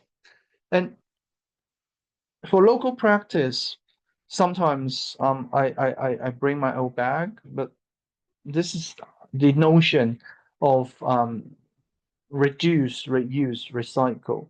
But sometimes I feel very, some people are aware of this, but the local practice, we cannot really change this local situation. Yeah. So I think what we can do is to just tell the shop assistant, right, that we don't really need the plastic bag. We can just use, yeah, the box. We can just take it. Yeah. So very difficult, very difficult. Even we've got this awareness, I think some small actions, behaviors, and the recycling as well. Yeah. Again, when we experience some countries are doing very well of recycling, and in local practice, people don't know how to recycle as well, and there is no local practices of recycling as well. So sometimes it's very difficult, I would say. So I think it needs bottom-up awareness, but also we need more policy-based for more action-wise, right? So global Englishes and translanguaging global local competence do not really promote non-standard English. It's not a promotion of anything goes. I think we need to make sure about this, right? So it does not abandon accuracy, but views mutual intelligibility through meaning negotiation as a priority for communication. And again, they do not mean to impose to all English learners. It's a choice. So we don't want to go from one extreme to another extreme. Yeah. It's moving, it's more dynamic from a continuum, right? Or it's an option to prepare for people's future needs. It's a complement to traditional ELT pedagogies to empower both teachers and learners. And assessment of global Englishes, translanguaging, and local competence are really, really big challenge given that time and human resource spent on individual personalized tests in the real world, yeah, it's very difficult to really create, right, a real, for example, task-based language test, because we need to really follow this candidate, right, in the real life communication, for example, in the real setting of academic writing, etc. It's very difficult to say. Even AI has bias as well. So a bit of reflection, a bit of sum up, yeah? Those who claim control of English do so because it is in their best interest. It is a part of what enables them to establish and maintain a position of power and social status. So we see the importance of addressing various needs and empowering the local through local competence development and through global Englishes and translanguaging in TESOL. I'll end with some quotes. One is the from Lippy Green, that language subordination is about taking away the basic human rights to speak freely in the mother tongue without intimidation, without standing in the shadow of other languages and peoples. To resist the process passively or actively is to ask for recognition and acknowledgement. It is a demand for the simple rights to be heard.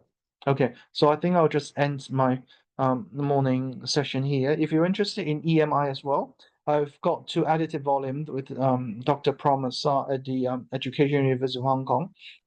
So one published 2023, one was last year. So we've got EMI policies, politics, excuse me, and ideologies of English medium instruction, and another one is more practical, practice-based, pedagogy-based, if you're interested in. And that's some of the information if you're interested in. Okay. I think I'll end my morning session here. And any comments, questions, or feedback? Because I think this afternoon we will start at 1 p.m. in Thailand. So I think we've got 1 hour something, yeah, for lunch, right? Yes. So is there anyone who has some questions or comments? Yeah, Leah, Professor Leah, please. Okay, I saw please. Leah is raising her hand. Yes. Hi, thank you so much, Professor Akarapon and Gabriel, for this opportunity to listen to this very informative, wonderful, amazing lecture. I had some eureka moments while listening to you, Gabriel, because some of my questions were answered, and I found some points to be points from your studies that can be replicated here in our country, the Philippines. I just have one question to clarify. In your recommendation for ELT materials in the local setting, do you recommend the specific English variety to be used? Does it have to be, for example, in your context, Chinese English or Hong Kong English? Or do you also call for pluricentrism in English teaching materials and in the assessment of language? Okay, thank you for the question, Leah. For me, if we include certain varieties in textbooks, there is always not inclusive. For me, I am really in favor of a more like a pro-linguistic approach. But for textbook design, if we include local varieties, okay, that's fine. But it's the teacher's opportunity to increase students' exposure to other varieties, right, from a plural linguistic perspective. And then I think there is a danger, right, to include certain varieties into textbooks, because we don't want to provide the scenario that for Chinese students they should only learn Chinese varieties, and for the Philippine students they should only learn the Filipino variety, and Thai students as well. So there's always a danger. So if for textbook design, if certain varieties are not included, I think it's the teacher's responsibility to introduce this global English as the plural linguistic perspectives to students. Yeah. Thank you. I think Thank it's a you very so important one. Thank you Yeah, very thank you. much. Yeah. Okay, so, and any questions?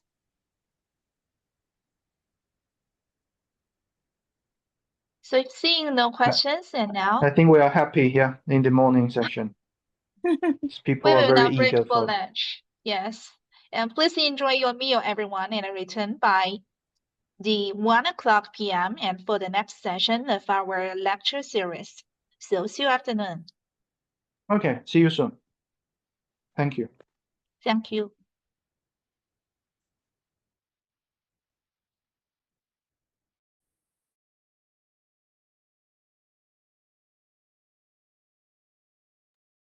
But I don't think you are record. I think you can just probably stop recording because people are having lunch, and I think if you are still recording during lunchtime, it's very, yeah. If you can resume that after lunch, I don't know.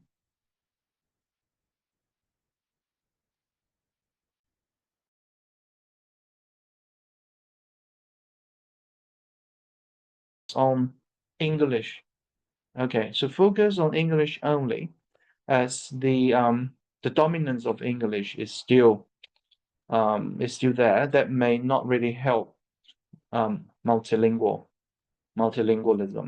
So more recently, Jenkins developed a concept of EMF, while she used the term EMF to define like English as a multilingua franca, that English is not the only option of intercultural international communication. Okay, so from the more traditional paradigm of ELF, English was regarded as the only option for intercultural international communication, while from the EMF, English as a multilingual franca perspective, English is one of the options, but not necessarily chosen. For example, it's only one of the many languages of intercultural communication. Of course, English is still very often it's still very often chosen as the lingua franca, right? But it's positioned among different languages from the multilingual perspective. And also we know the multilingual turn in applied linguistics, well, the book edited by Professor Stephen May, right, while he argued the multilingual turn with various contributions. And we see the complexity and super diversity of language contact, as I mentioned this morning, translanguaging, and Professor Shuraj Kanagaraja used translingual practice. Okay, so if you're interested in, Jenkins has written this paper, yeah, to reposition English from this multilingual paradigm. So repositioning English and multilingualism in English as the lingua franca. Culture and language in ELT. We start with some key approaches. We see language teaching and learning as a cultural process, right? It's no longer simply a linguistic level, linguistic education. And intercultural communicative competence and critical cultural awareness, right? So from Byram, Professor Michael Byram raised the concept, so he developed the concept of intercultural communicative competence, while later, right, the critical cultural aspect, critical cultural awareness was discussed by Baker. English as a global language as well. So Pennycook in his book mentioned this transnational and transcultural flows of language contact and cultural contact. And he also used everyday practice, right?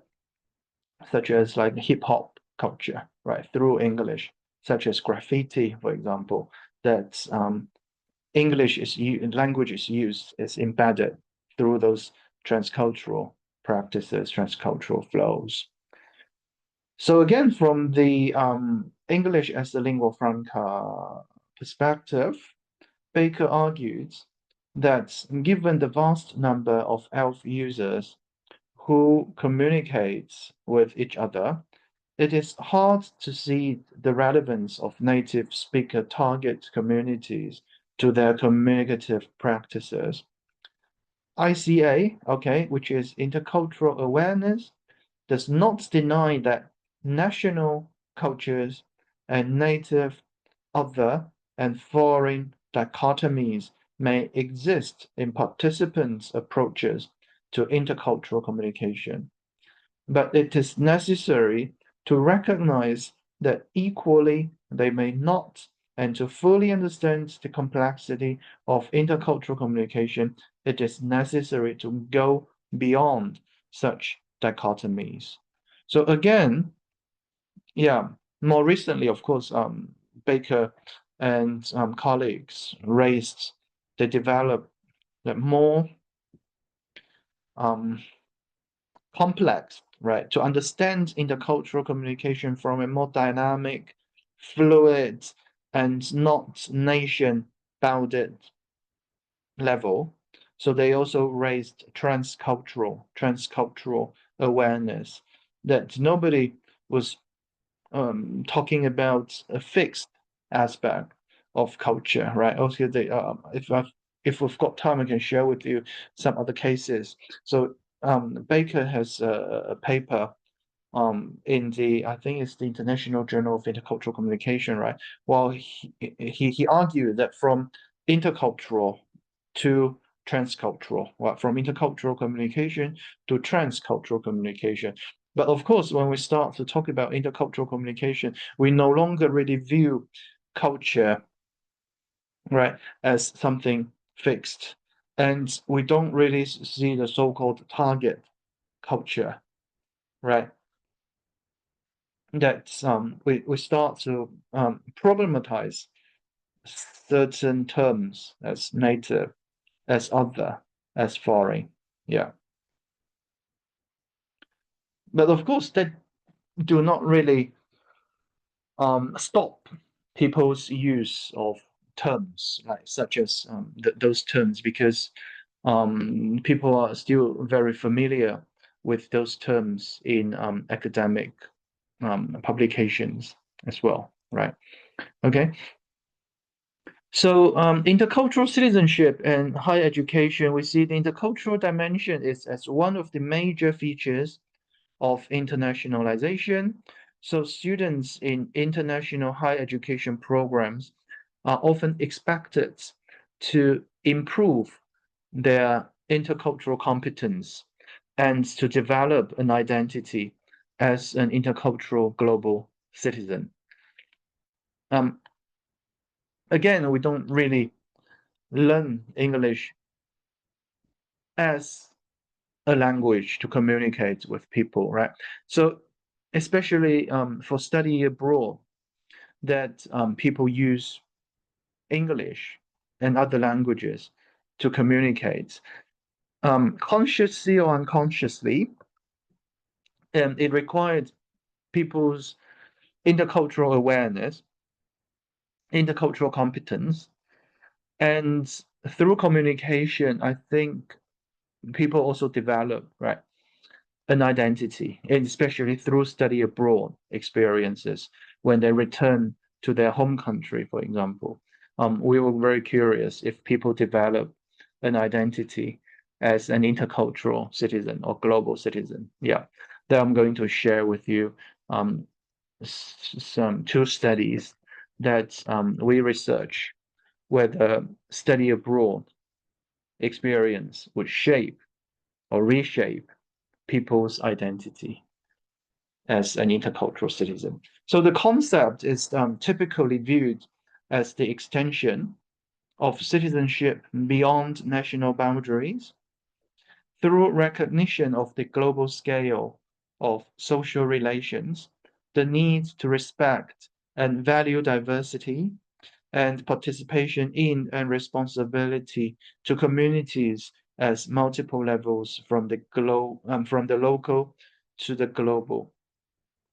So we think that from the perspective of English as a lingua franca, it's a good match, right? It will be very interesting to research people's use of English in EMI settings, right? From an English as a lingua franca perspective, and to what extent they develop intercultural citizenship, okay, from the experience of study abroad, right? So this morning I didn't really explain the term, but this term was developed by Byram, Professor Michael Byram. Well, in the earlier concept of intercultural competence, right? Communicative intercultural, I think it's intercultural competence, right? While he later developed the term of intercultural citizenship, that he defined it as like causing, facilitating intercultural citizenship experience and analysis and reflection on it, and on the possibility of further activities, which is activity that involves working with others to achieve an agreed end. And number two, creating learning and change in the individual that includes cognitive, attitudinal, behavioral change, change in self-perception, change in relationships with others, which is people of a different social group, change that is based in the particular but is related to the universal. Yeah, if I pause a bit to see the difference between intercultural competence and intercultural citizenship, I don't know if you can just realize, because I was also learning the terms, right, when I started to explore the new concepts for me several years ago, right?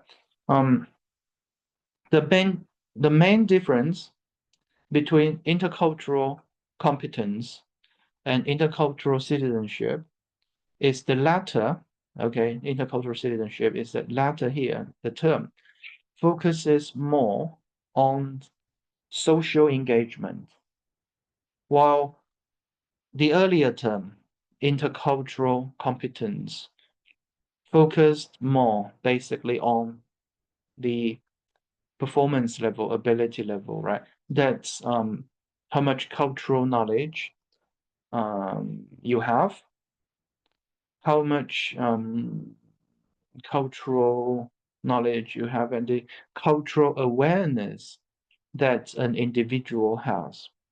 While intercultural citizenship is not simply a concept of, it's not a static concept, right?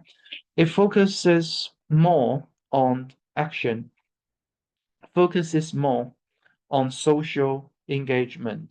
So here we've got, right? Here we've got on the possibility of further activities. So the learning of culture is not about, all right, how much cultural knowledge a person has. And it's not about whether you can memorize or whether you can fill in the blank of this different terms and different definitions, right? So in this sense, we learn cultural knowledge. But for Byram, at least, for many of us, it's not enough, right, to simply acquire cultural knowledge. We really need to reflect, especially when we analyze, yeah, but of course, not only enough to analyze, but also we need to reflect, and we need to turn the knowledge into social activities, into further activities, into social engagement. So we need to work with others. So again, it's similar to the concept of like transcultural or the use of English, right? From an English as a lingua franca perspective. We no longer learn from textbook knowledge. We no longer simply expose to the various traditional English, and we don't really communicate with so-called native speakers of English. Okay, so we really need to work with others. And in this sense, if we use English as a lingua franca perspective, we of course come across people from different lingua cultures, and then we use English, right, to communicate from a from the perspective of constructing individuals as intercultural citizens. Of course, if you engage in social engagement, yeah, if you participate in social engagement. And through the process, change happens, right? So in this sense, no longer that we develop cultural knowledge, that's from a cognitive aspect. And of course, we do not really perceive culture or perceive intercultural communication from some of the secondary sources, right? And of course, we can develop a more inclusive ideology and attitude, right, towards culture, intercultural communication. But again, that's from education level. And education does not equal to learning within the classroom. So not only the cognitive, attitudinal, but behavioral change. So how can an individual, right, go out of a classroom to participate in various activities? For example, volunteering activities. Yeah. For example, some I don't know, some like social other activities, right? Yeah, organized by the university or participates in various for example NGO, yeah, some other activities organized by NGOs, for example. So in this sense, a person can really develop the way of change within a person. So this is change in self-perception and change in relationships with others. And I think in this sense, a person, an individual can also develop like a more critical cultural reflection. So that is how you and how an individual is positioned within the whole universe, right? And this is change that is based on the particular, but is related to the universal. So this is the second edition of the intercultural communicative competence, yeah, from the first version of teaching and assessing intercultural communicative competence. So this is a preface of the second version.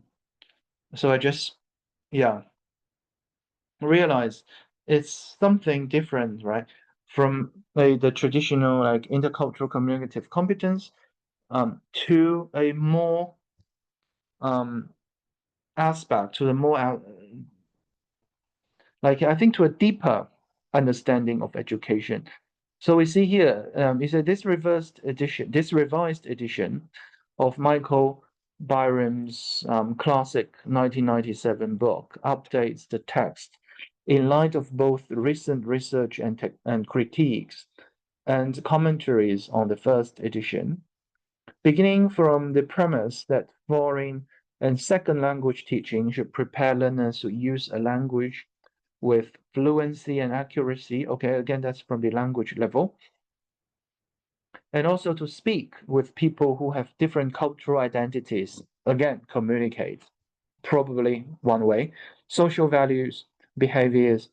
The book is an invaluable guide for teachers and curriculum developers, taking them from a definition of intercultural community competence. Again, yeah, that's from a more knowledge level, through planning for teaching to assessments.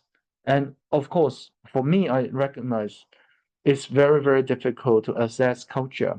Yeah, in other conferences, I raised the question, yeah, is cultural accessible? Can we really assess culture? This is, again, very tricky and very complicated, right? If we can really assess culture, very difficult to assess from a comprehensive perspective. Yeah. So the this edition refines the definition of the 5 savoirs. Yeah. So if you are familiar with the 5 savoirs, yeah, of intercultural communicative competence, yeah.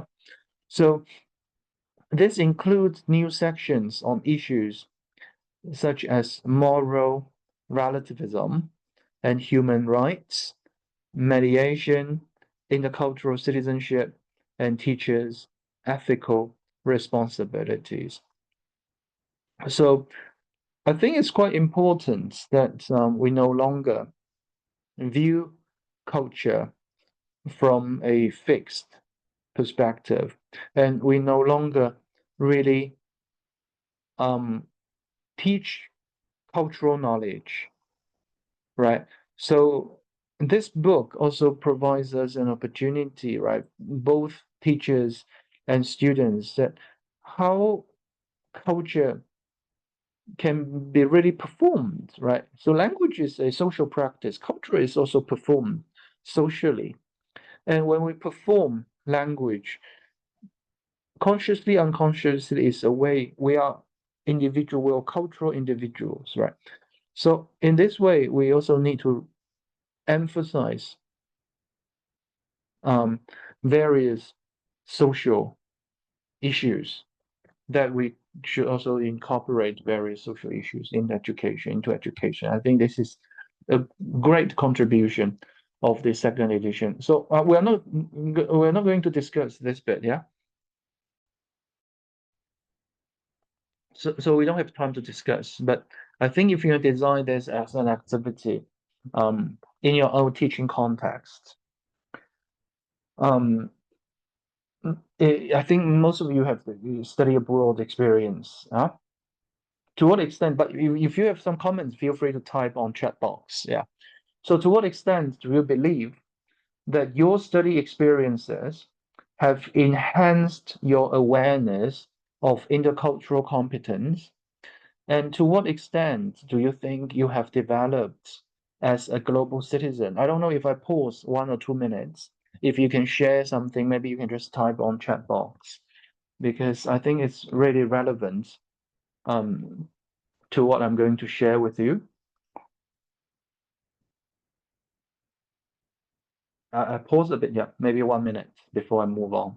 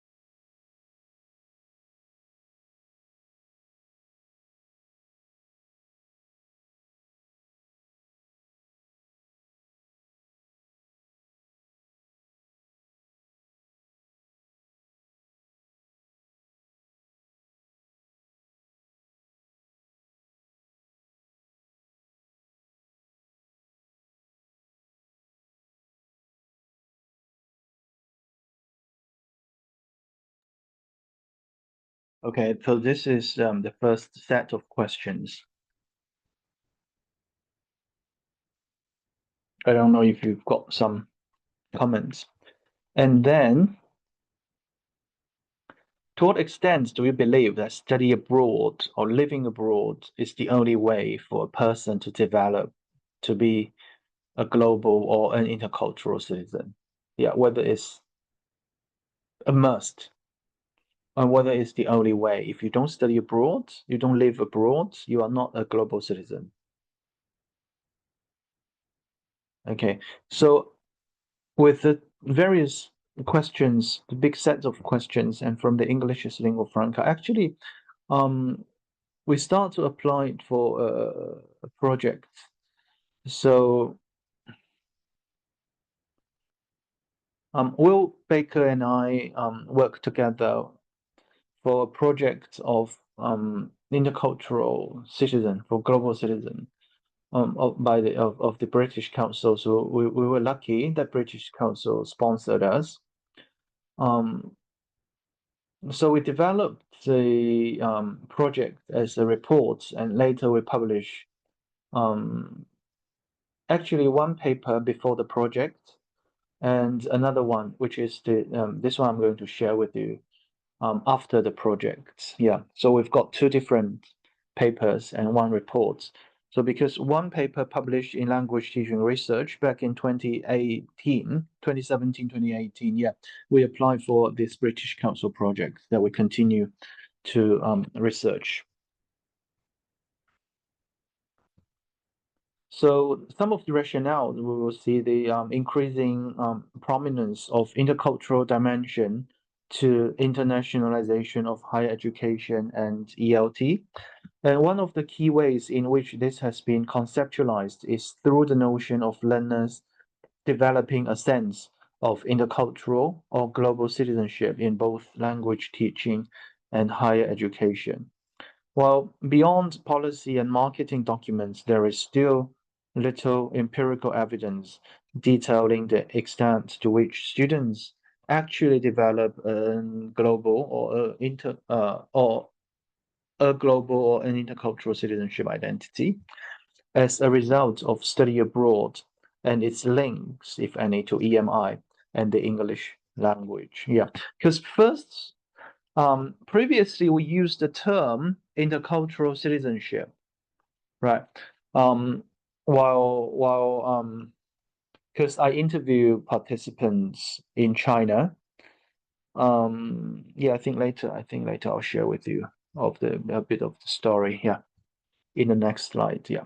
So the linguistic dimensions of global citizenship have been often ignored or marginalized. Just here, you will see sometimes I use global citizenship, sometimes I also use intercultural citizenship, right? So we've got a story to share later.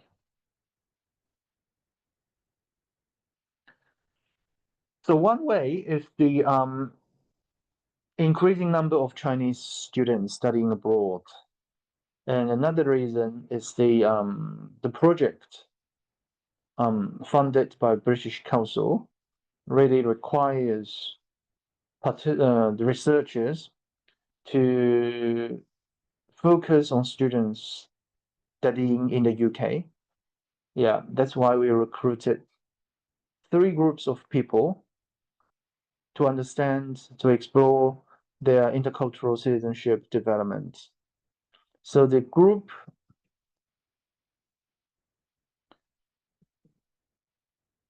okay, yeah, we recruited 3 groups of Chinese students actually. Yeah, because the British Council ELTRA project, it was called English Language Teaching Research Award, ELTRA, requires a scholar based in the UK to work with another scholar based outside the UK, yeah, to do a collaboration. Yeah. So I work this one with Will Baker, with Dr. Baker. So we recruited 3 groups of Chinese students, and the first group was the free study abroad group. Second group is, I don't know how do I term that, a while, during study abroad group. Okay. And the third group is the post study, okay, abroad group. So the free study abroad group, the while the during study abroad group, and the post study abroad group. So I interviews 2 groups of students. Okay, one is before the study abroad, prior to the study abroad, and the third one is the after the study abroad. While Baker interviewed the students in the UK. Yeah, because ideally, we could check, we could trace the students before, during, after study abroad. So that would take about 2 years at least, or even longer, right? But the ELTI project really requires the researchers to complete the project within a year. That's why we've got these limitations, that the 3 groups of students chosen are not the same, right? So we've got 3 different individual groups, but we control the number. Relatively, the numbers are very similar, and we conducted interview, and also I conducted focus groups for students who completed their study abroad experiences. Okay, so a bit of the background and the rationale of the project itself. So given the cultural uses of English by Chinese speakers, both as international students and more generally the concept, the notion of intercultural citizenship is clearly of relevance in ELT, but I mean, several years ago, yeah, but I think still it's a very important concept. But of course, we've got more studies on the subject, yeah. So we argue that not many studies at that time focused on intercultural citizenship in Chinese English language teaching. I think even today, not many scholars based in China, Chinese scholars, are really interested in this topic. Yeah. I think follow up with this one, I also conducted some others. I'll share with you another one later. Yeah.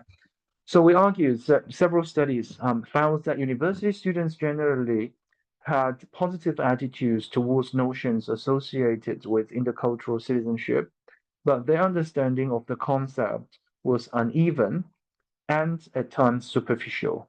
So more research is needed.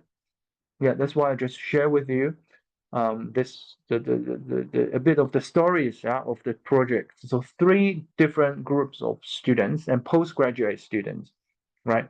So before, during, and after study, yeah, even before study abroad, those students had passed, or we call it whatever, passed or not passed. They obtained at least IELTS 6, that they are given the opportunity to study abroad. Yeah.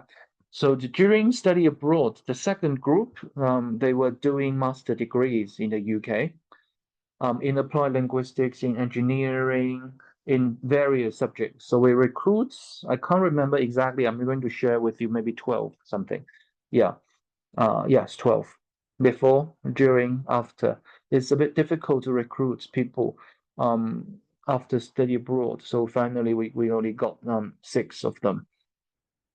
And we conducted a focus group of the 5 out of the 6 participants, but we conducted individual interviews of the 6, right? And 5 for another focus group. Yeah, and also we administered a questionnaire for before and after study. So for questionnaire, we adopted like descriptive statistics, and for questionnaire, we use qualitative content analysis. Yeah.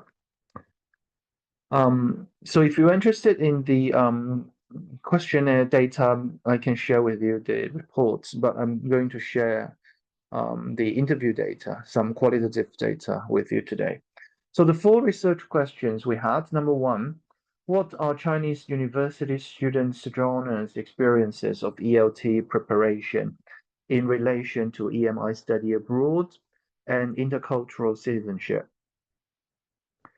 Second one, what are students' experiences of English use and intercultural communication in their EMI study abroad programs? Number 3, what are students' understanding of intercultural citizenship? What are students' perceptions of the links between English language and intercultural citizenship? And number 4, in what ways, if any, Do student sojourners develop an awareness of intercultural citizenship and an identity as an intercultural citizen as a result of their EMI study abroad programs? Okay. So some of the findings here, first one, for their preparation, we see many students really focused on the IELTS exam. They focus on IELTS a lot. Yeah, find something about common life. What I should take here, what I should prepare.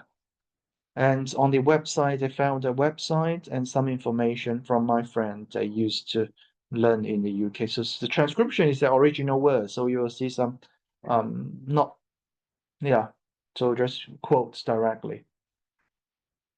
And even for the focus group, yeah, so it's a my teacher told us to forget about all IELTS in our pre-sessional class.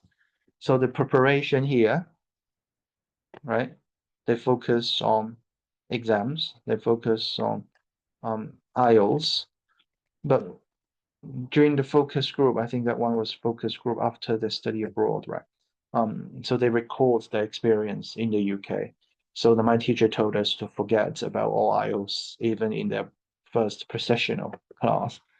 So again, very interesting if really IELTS, it's something they need to pass IELTS, but once they attend the academic journey, the teacher, the professor told them to forget about IELTS. So very interesting, yeah.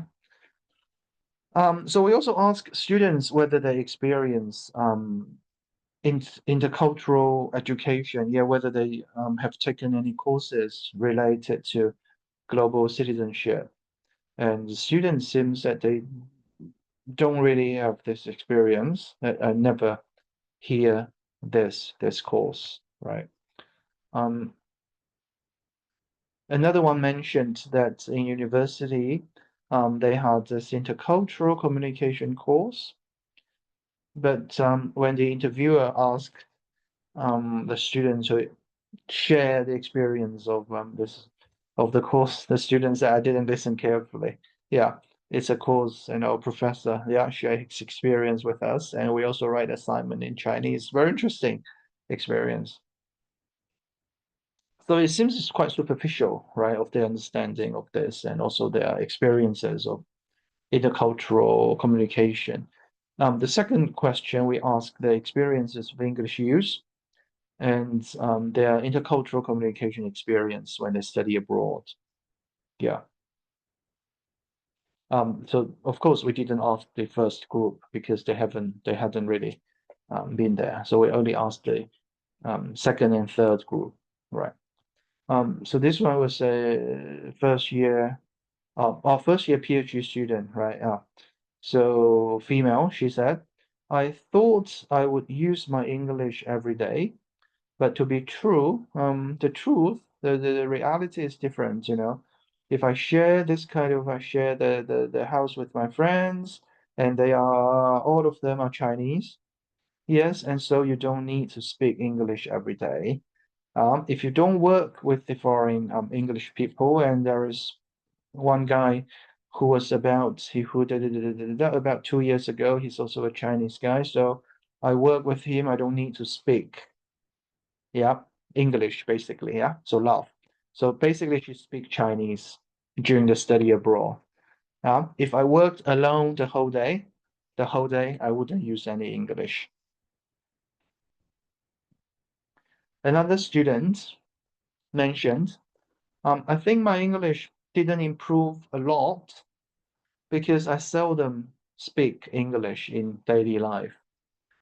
But as before, I can understand what the lecturer said, and I can do academic reading, and I can do academic writing, but I don't have friends speak English. Okay, so academically, it seems to be all right, but this student really didn't have the opportunity to use English in the daily life. Another one mentioned, maybe I can understand to evaluate my English is good. I think that is to sit in the pub with other English native speakers like you, that's the interviewer, right? Or other students to drink beers and chat more than 2 or 3 hours. I think that's the way to evaluate our English is perfect, but not in the academic. So I think it's a bit different from the this student and that student, right? This one is perfectly in academic setting, but not really making friends speaking English.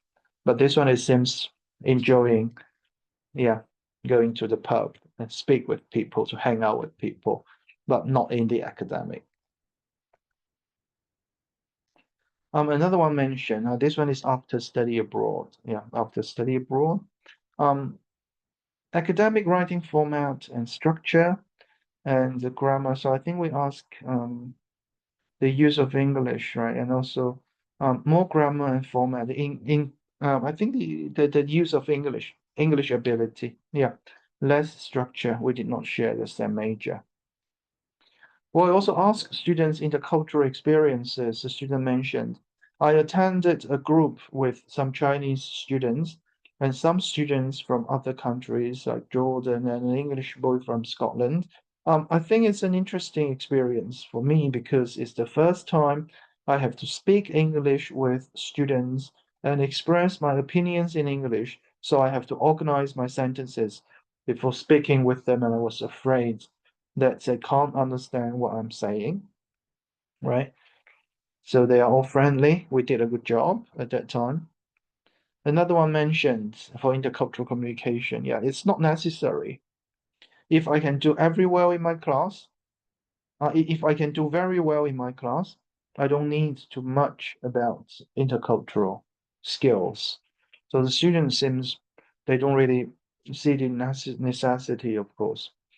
The third one is the understanding of intercultural citizenship and the link between English and intercultural citizenship. So when we ask the term intercultural citizenship, we realize very, very few people really understood what intercultural citizenship was. Okay, so many people did not really understand. It seems some heard of global citizen. Yeah, but still they don't really understand the term, right? Means you can move to other countries without culture shock. Very, very superficial.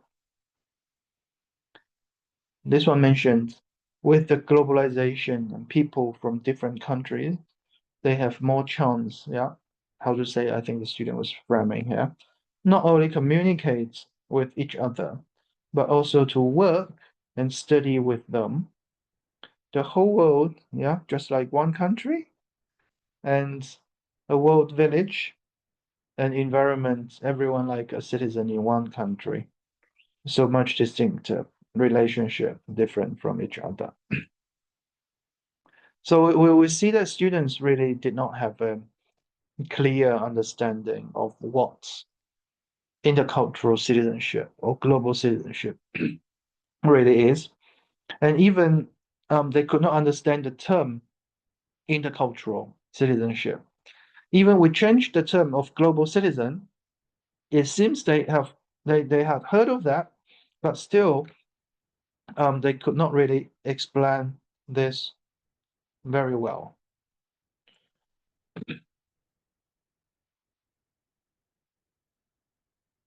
So we also asked the intercultural citizenship desire.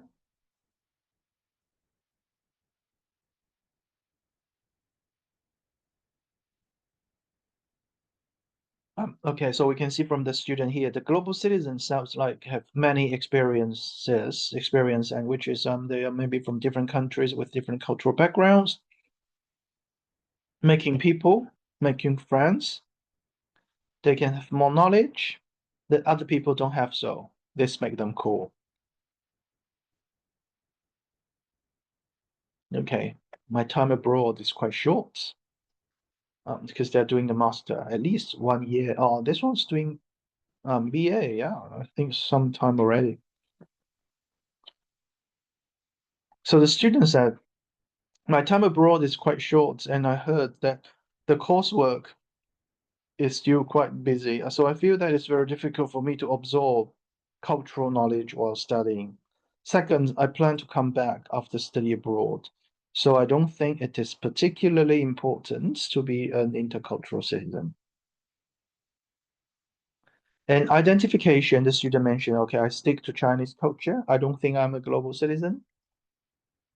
Another one said, yes.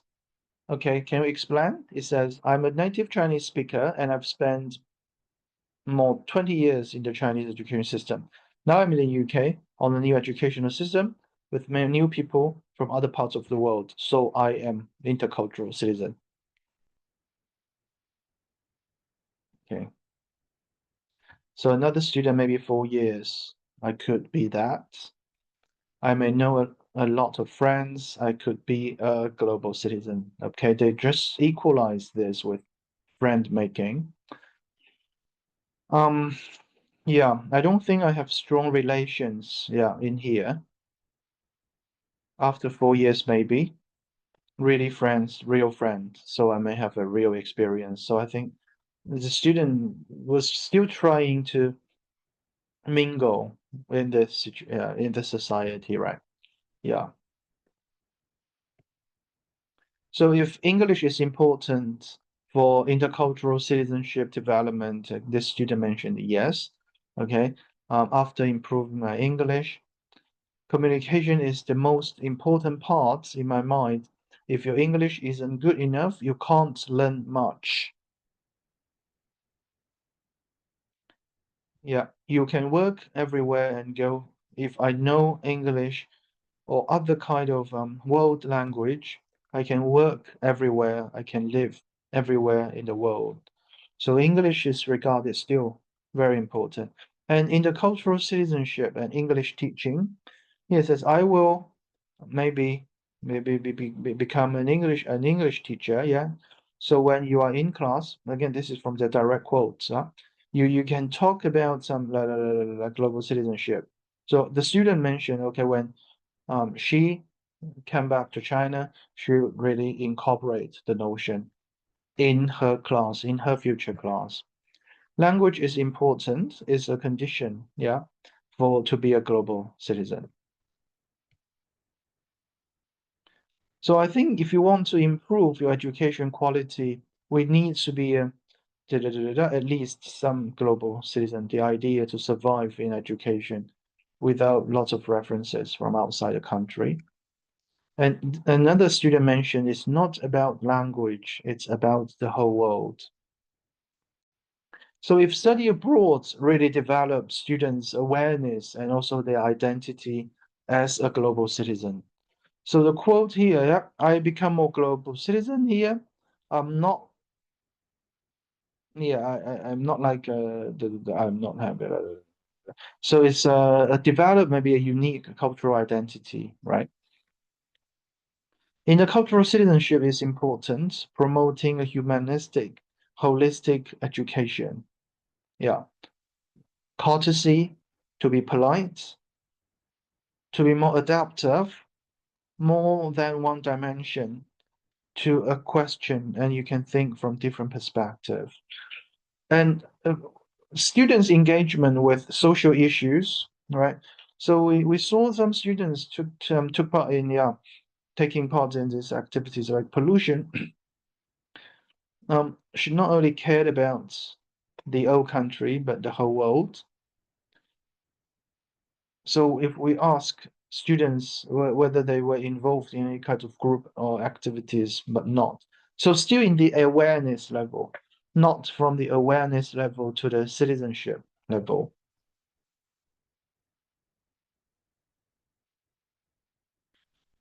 Yeah, so the student mentions, I don't think I would know about human rights.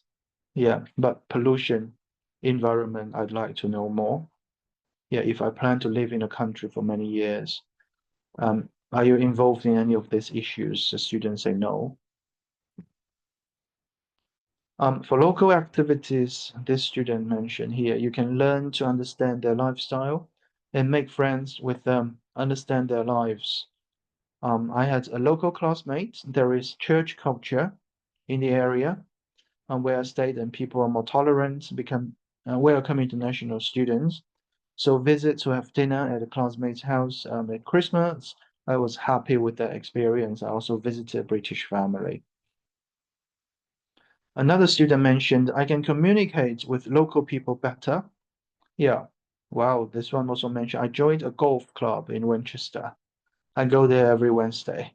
Yeah, I talk with them. Maybe I think it's just a time for me to talk to local people every week. I think they can understand what I say, understand what they are saying. Yeah, very interesting. Yeah. It seems as a student simply joined a local club to communicate with people there. Wow. But we also see some rejection of intercultural citizenship. Yeah, another student mentioned, I still don't think it's really important for me right now.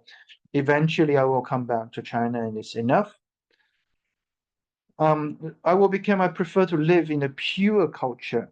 How can we define a pure culture anyway? Yeah, but not a global citizen, right? If we still exist to live together, become global citizen, it's not a good thing for the people from different backgrounds. So yeah, I don't want to change this attitude to be a global citizen. I'm a Chinese. When viewing from my cultural origin, you find that Chinese students are not able to mingle with other people. So of course, a bit stereotypical understanding, right? If the student herself rejected this identity. I think the basic reason is that if we chase the roots because of cultural disapproval, that is, you cannot accept a different lifestyle. Okay, so those are the summaries, and this one is a report, but before this paper. So the report is more comprehensive, is more detailed. So some of the findings here, we found a superficial understanding of intercultural citizenship. And language proficiencies and exposures may affect the development of intercultural citizenship. University education did not promote, at least well, all right, the awareness of diversity of English, at least in the case, okay, of the study here. I think if we've got the break here, shall we take a break? And before I share another story of this intercultural citizenship development in both Thai and Chinese education. I don't know when is the time for break, but do you think it's okay if we take a short break now? Yes, it's almost time to take a break. Yes. Thank you, Professor Fang. And just Okay. regarding our schedule, and we've reached our designated coffee break time. It's just for 2 o'clock. Okay. So and we'll now pause for a 10-minute refreshment break. Okay. So please turn to your seats and for after 10 minutes, have a short break. Maybe 2:10. Maybe we'll come back at 2:10. Yeah. Yes, I don't 2:10. Okay. in Thailand, yeah, in Thailand Yes, it's almost in 2. Thailand Yeah. time. So yeah. That'll be good for 15 minutes. Yeah, we will get back at 15, 2:10. yeah? Yeah, 2:10, yeah, 1 2:10. Okay. 5. Yeah, 1 5 Okay. for Sure, coffee sure. break. Thank you. Thank you. Sure. See you. Thank you. Sure. See you in a bit, yeah. Okay.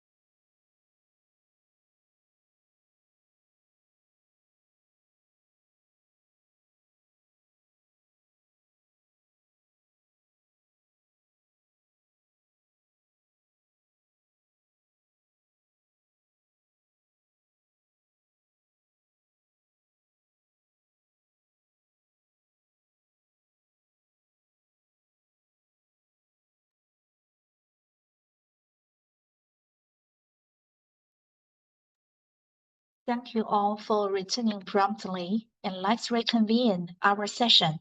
Professor Fang, whenever you're ready, and we'd be honored to continue with your presentation. Okay, I'm ready. Thank you very much for continuing this rejoining the session. So the second study I'd like to share with you is a follow-up study I conducted with Yusuf, Dr. Yusuf Bonsuk. So with the previous studies I just discussed with Yusuf that I was interested in conducting a follow-up study, a comparative study of Chinese and Thai students intercultural citizenship development from this EMI context as well. So this study was conducted both in the Thai and Chinese higher education context. And we interview 6 students each. Yeah, I interviewed the Chinese students and Yusuf interviewed the Thai students after their study abroad experience. Yeah. So this is a qualitative approach. So the 2 research questions we had, the first one, what were Thai and Chinese university students' experiences of intercultural encounters during their time of studying abroad at international universities?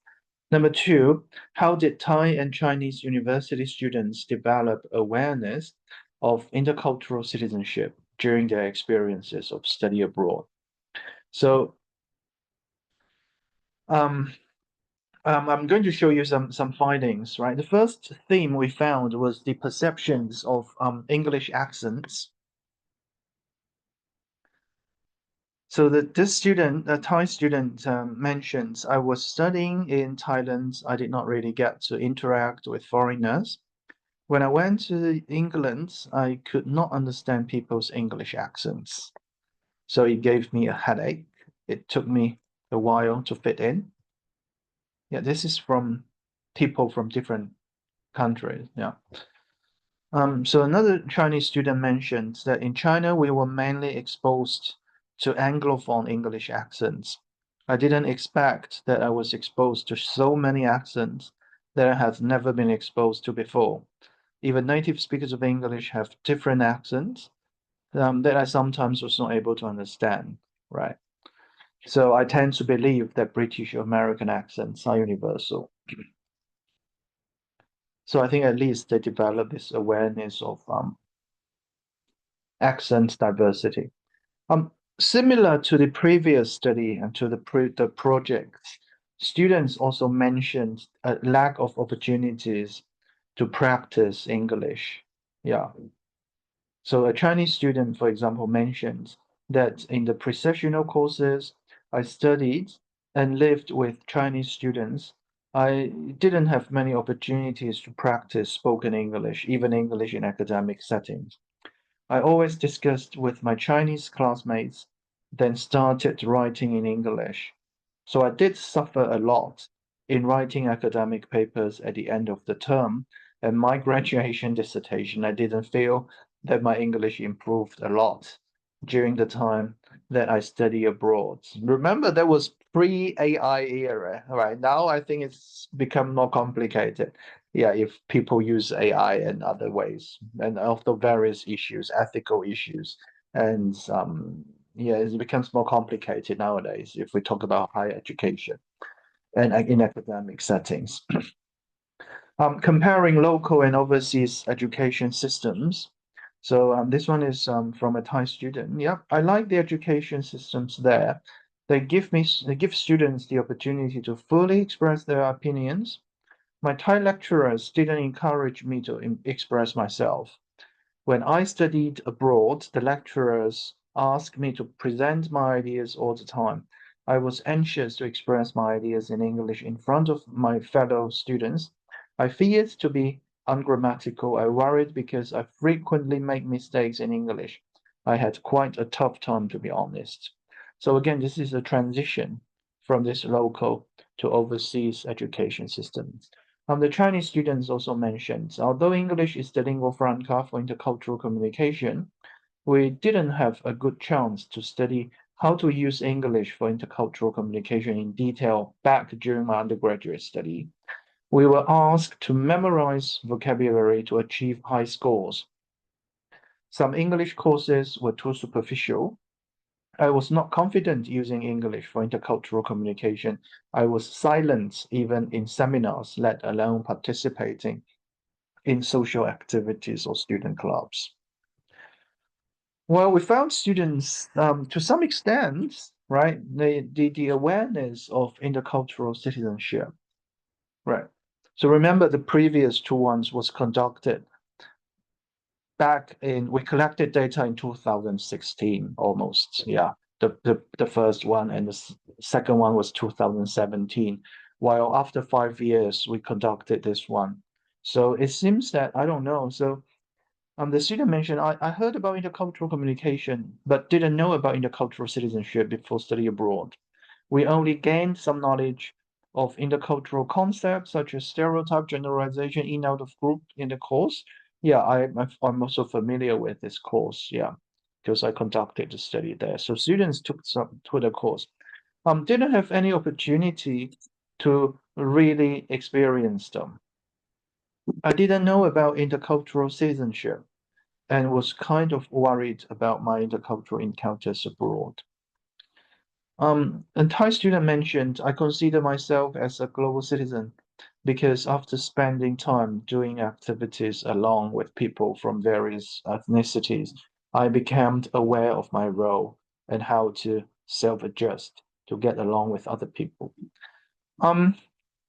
Activities as well, because we still were curious if the participants, the students, really participated in activities and they started to have social engagement, right?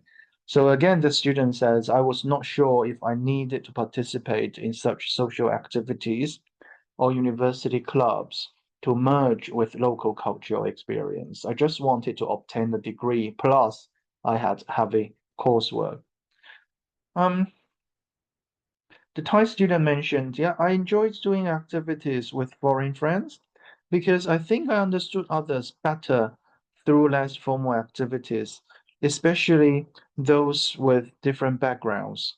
Being with them made me realize that people from different nations and ethnicities might have different ideologies, beliefs. I think this one probably is the way of developing, right?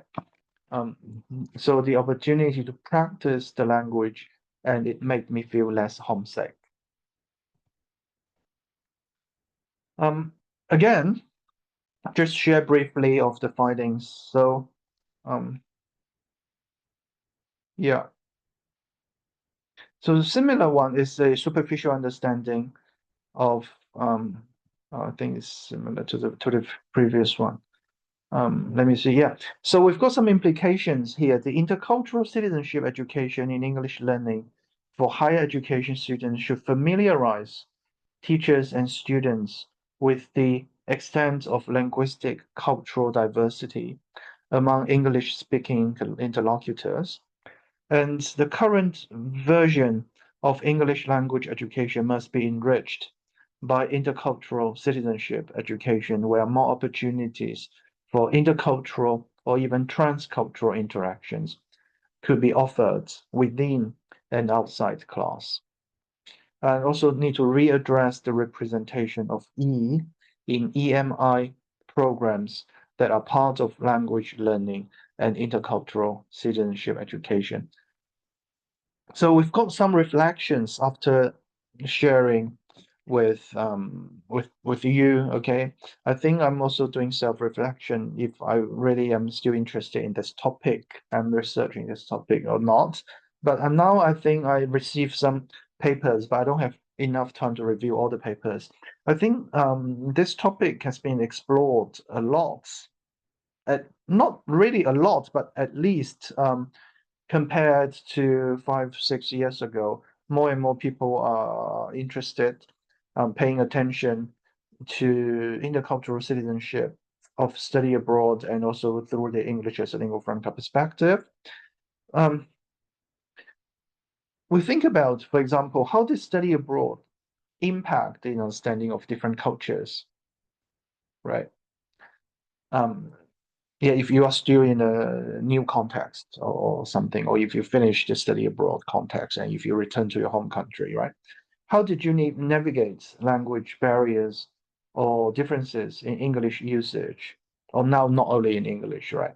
But I think for me, yeah, Thai language, other languages, etc., etc. Yeah. Yeah. Last month when I visited Thailand, yeah, I learned how to write, yeah, the Thai, how to. I think is the way of, and I started to learn a bit of the basic communication. Although I know it's difficult for me, yeah, but I think this is the way that I really want to engage with people.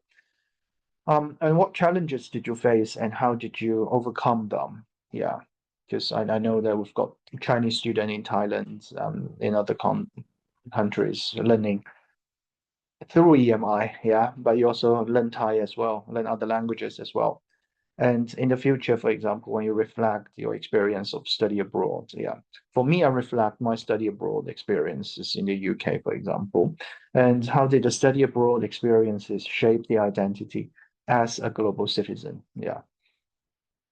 And again, um, it's not a workshop. Yeah, if I make a workshop, I just ask people to brainstorm practical steps we can take to further develop the global citizenship skills through language learning and cultural engagement.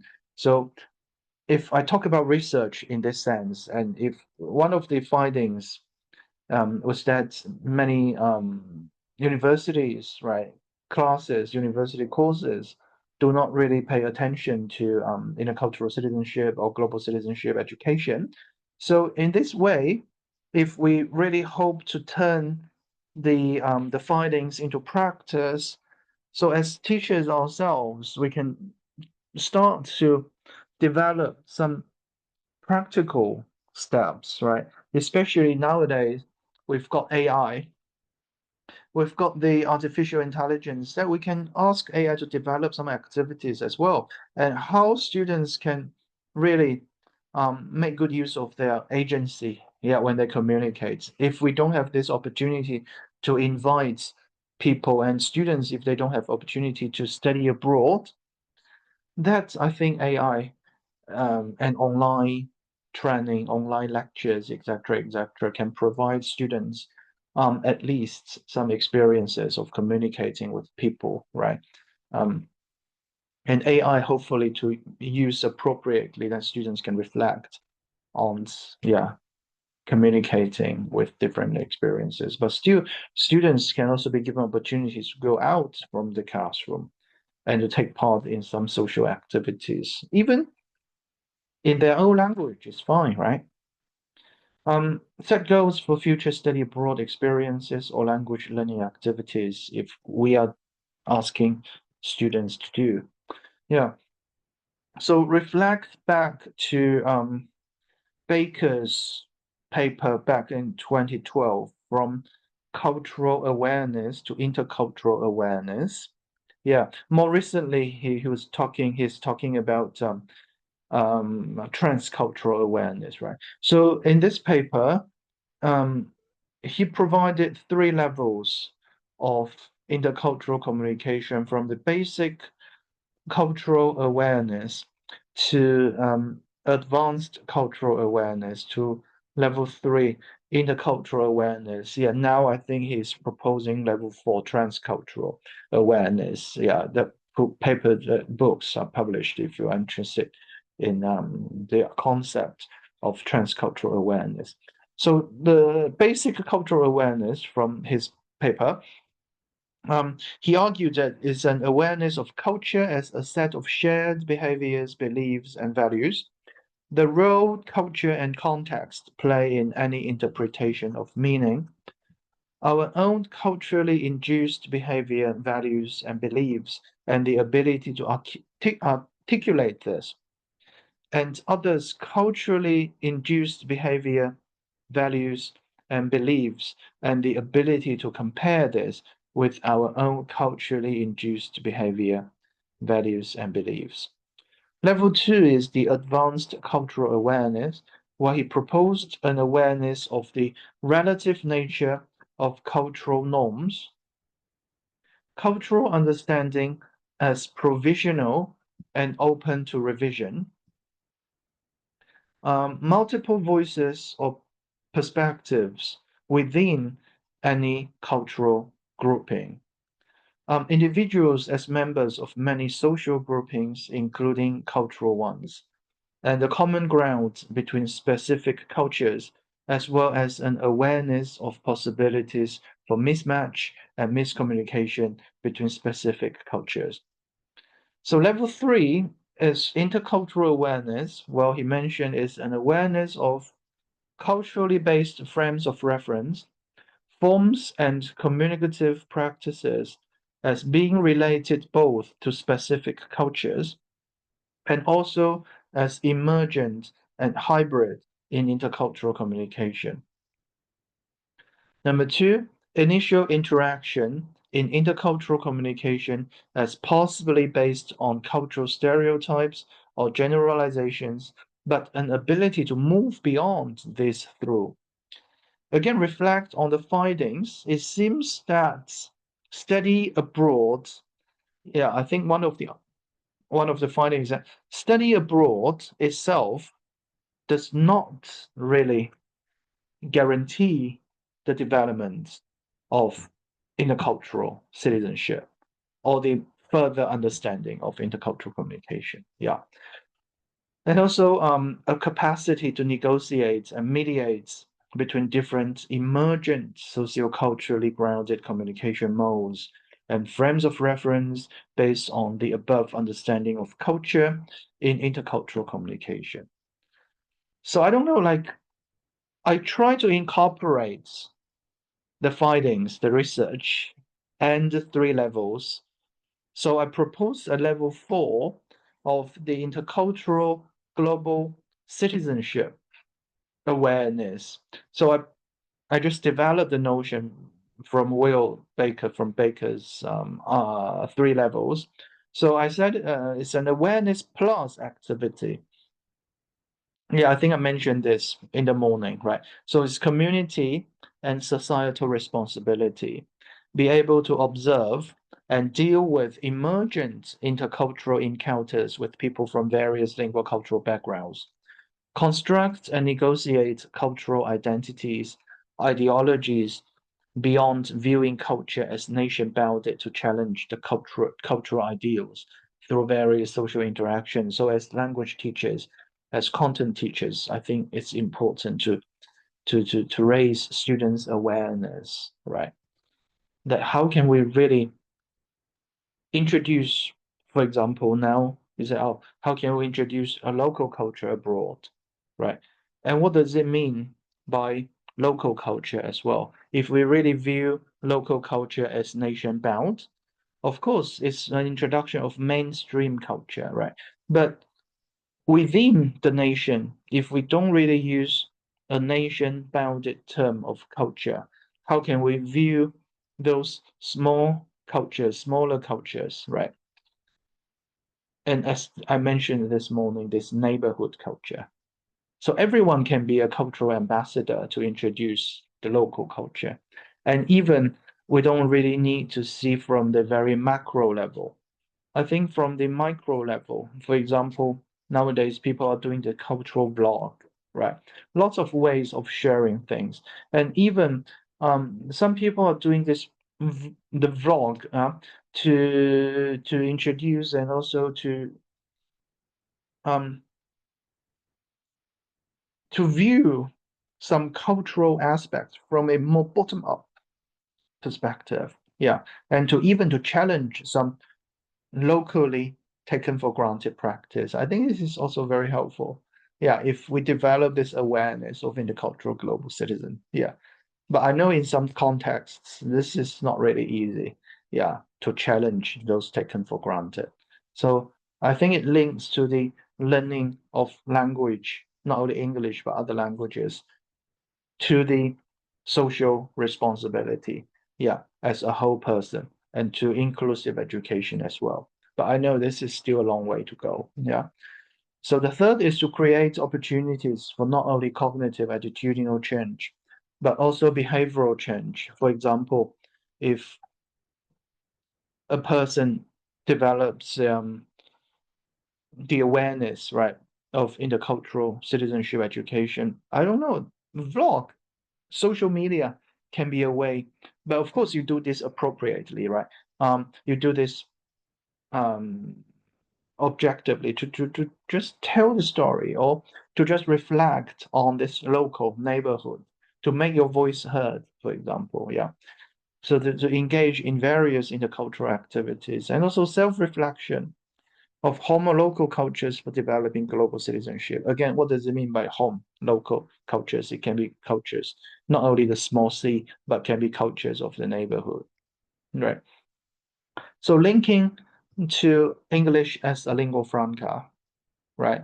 We no longer really learn language or use language and understand culture within the classroom settings. I think this is very boring to some extent, right? We need to go out of the classroom to meet people, to communicate with people. I think in this way, whether consciously or unconsciously or subconsciously, I think you start something unconsciously, subconsciously, that you start to communicate with people, that you see different things, that you meet different people, that you have different activities, social engagements. And later, I think more unconsciously, subconsciously experiences will turn into more conscious awareness, understanding, critical reflection of a global citizen. I think this is a process of developing, right? A person, a whole person. This is what we call global citizenship, whole person education. So a bit of critical multilingualism as well that reflects on the English as a lingua franca has been critiqued by some scholars, by some people, that English as a lingua franca still focuses on English as the dominant, right, language. It's still the language of power. So that's why Jenkins developed the notion of English as a multilingual franca, that from the perspective, English is not the only option. But again, the concept of critical multilingualism, it critically examines how inequality and justice are produced and perpetuated in relation to power and privilege, right? So again, we can also see the experience. Why couldn't students during the study abroad, right, develop their intercultural awareness? Because we also need to see the power and privilege from the relationship of them and also their professors, as power and privilege for them as non-native speakers, newly comers, to those local people, right? Native speakers or people who live in the context in the country for long time. So they've got a subtle relationship, right? Power, privilege, their identity may also link to the way of intercultural citizenship development, also the use of English, right? So this is the way of critical multilingualism. So it also explores a critical understanding of culture. It involves students in critical inquiry into how taken for granted knowledge, such as history, geography, and lives of other people, is produced, reproduced, legitimated, re-legitimated, re-legitimated, and contested and recontested, in power struggles, I would say, So again, how can really education develop students' critical cultural literacy, right? So we need to reconstruct local and target culture. So we also need to problematize the concept. Is there any clear boundary of local or target culture? Is there something called local target culture? If yes, what are they? If no, how should we teach language as culture? So from this English as lingua franca perspective, if we see from this complex, dynamic complex theory, and language and culture as emergent it's performed, I would say. It's very important that we really see language and culture, they are really performed as a social discourse, as social performance. And it's not concrete, it's not we can see, right? So one should develop a capacity to negotiate and mediate between different emergent socioculturally. Yeah, as I think I quoted this before, right? Grounded communication modes and frames of reference based on the traditional understanding of culture, intercultural communication. And if we link to culture, we see this linguistic and cultural flows. Languages and cultures exist in complex relationships between individual, local, national, and transnational settings.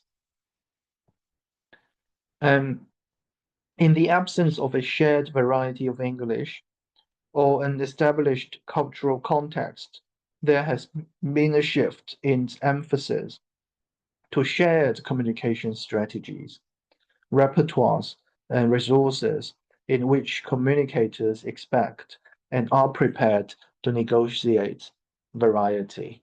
So negotiation is important, right? In the sense of how people really negotiate. Yeah, negotiate this is the bit. So Cram's concept of symbolic competence of multilingual language users able to move between different discourse systems and communities and have a dynamic, flexible, and locally contingent competence. So symbolic competence, right? Again, for multilingual users, how can a person develop, okay, this way, not simply linguistic, cultural, or discourse, but it's a way of symbolic competence, right? What to say what, and why to say, and etc. etc. Yeah. A bit of the reflection is AI. Now, it's very powerful, and how can we make good use of AI to raise people's intercultural communication awareness or intercultural citizenship awareness? Right? It's a good way of communication. Yeah, it's partly human and it's not human and it's made by human. It's not new. And the new is something, the speed and depth of expansion in almost every aspect of our lives. So I think we've got various debates and we've got various incorporations, different ways of incorporating AI in our education, right? And in many, many elements. So I think, yeah, I'm not going to expand a lot, but I think we need to be aware of this bias of AI, for example, to interpret an intercultural incident and to produce images of events, of people, yeah, and also the bias of AI when they use language, when they regard standards, when they regard varieties of language as well, and also culture as well. So AI still emphasize a lot of the big C national culture, and AI still does not have this capacity to look at local minority neighborhood culture in the sense. So I think we need to have developed this awareness. Yeah, that AI is not the panacea. AI cannot really answer every questions, and even a question AI answers, we need to be very, very critical, and also we need to be reflective. Right. So this is a special issue published in Applied Linguistic Review of all the many experts discussing how to explore AI for intercultural communication. In this issue, they've got other papers, but in this paper, they answered the five.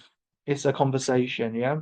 Five main key questions. The first one: what draws you to research in AI and intercultural communication? How does your previous research experience inform your exploration of this emerging field? In other words, what approaches or skill sets do you find particularly helpful in exploring this topic? Number two, what are the most pressing issues in exploring AI for intercultural communication, either in terms of research or application? What are things that keep you awake at night or make you excited? Yeah, probably not caffeine, not caffeine, yeah, caffeine, maybe AI. Number three, what theoretical or methodological frameworks within ICC or applied linguistics do you think could help us to explore AI for intercultural communication? In other words, why do we need insights from intercultural communication and applied linguistics? And conversely, how understanding AI for intercultural communication can help us to take our research and practice to the next level. Number four, if you were to collaborate with or offer guidance to developers or users of AI, what advice would you offer and why? Number five, how do you see the future landscape of intercultural communication being shaped by advancements in AI technology? I think for any one of us, we can try to write a paper, we can try to write some short answers of these questions. Yeah, I think we're experiencing all these. And then we can turn to the paper and to see how the experts really answer the question, right? Where's that paper? If I can share with you, blah, blah, blah, blah, blah, blah. Yeah, just share with you very quickly, yeah. Of the paper here.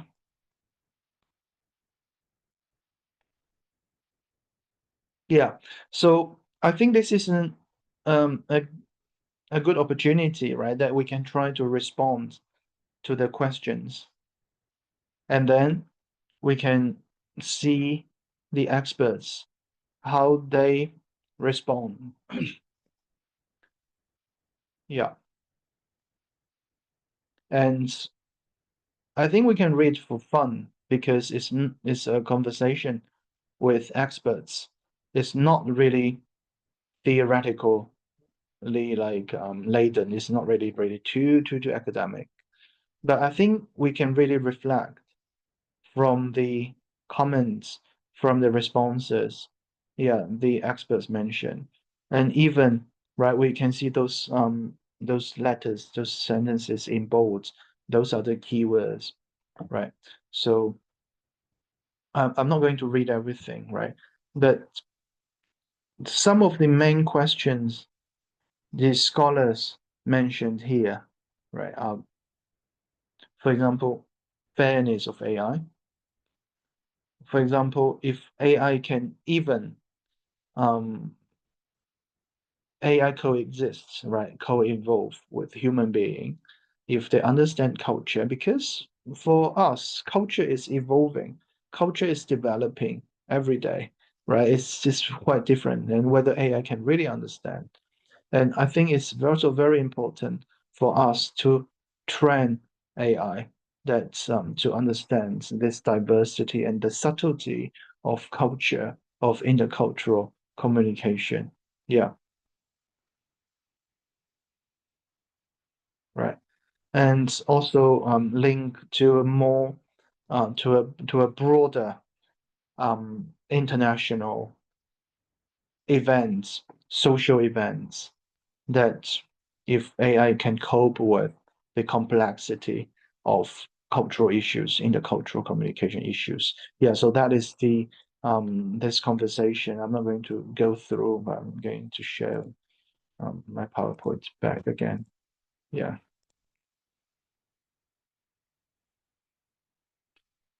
So the conclusion of not a conclusion, there's no conclusion, though a summary of this paper.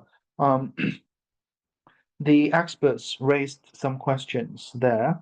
Is AI a tool, a facilitator, a personal assistant, the more knowledgeable other, an ethical quandary, a machine without heart or culture, a creative partner, or a compassionate proxy, it is still early days to answer the question.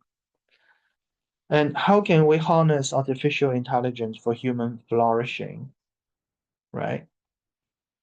How shall we confront different and new kinds of biases and ethical dilemmas? I think those questions all need the educators to be addressed in the settings, because we are, again, right, educating the future, educating the future generation. That now I think it's the generation of AI. It's no longer simply the generation of this smartphones, right? Yeah, it's not the smartphones compared to very the very traditional the early development of mobile phone that can usually send message or text message or phone call. And now with the smartphone develop, okay, oh wow, we can use mobile phone to purchase, to buy things online. We can use smartphones to video chat with people. And now even, right, how many apps do you download in your phone, right? And how many AI apps do you download in your phone? It's no longer simply buying things. Like for me, I don't really use my mobile phone, the apps to buy a lot. I think buying things is nothing that attractive, not appealing if I use my phone. I use my phone a lot to play with AI and also to chat with people. Yeah, and even to chat with artificial people. A lot of things that you create different scenarios for you to practice and to reflect various ways. And lots of the WeChat, we also have those the official WeChat groups, right? We've got news now. I think we don't really watch news on TV, and we don't really watch, and we don't really read newspapers. But again, we need to reflect whether this is positive or whether this is something we want to see. Yeah. So once I was on the flight, the flight attendant was asking whether anyone really needs newspaper. Nobody really wanted newspaper. And at the end, I just asked the flight attendants, okay, please, I still want to read the newspaper. Yeah, on the flight. So I think sometimes we need to pause a bit and we need to go back to the traditional means of communication and to the traditional means of receiving news information, etc., etc. That I think we still need to have different different channels of learning and knowledge acquisition. So another question is, how do we strike a balance between machine automation and human agency, patterns and variability and predictability and creativity? So those are the questions really facing that we are facing. Right. I really love the quote of Penny Cook. So I use a lot of this quote when I end my talk, that we are never just teaching something called English, but rather we are involved in academic and social change, cultural renewal, people's dreams and desire. I think it's relevant to the use of language, and also especially educators learning, right? That we are no longer teach English itself. Because I think as language teachers, I don't really call myself as language teachers, because I think we are not simply teaching English, right?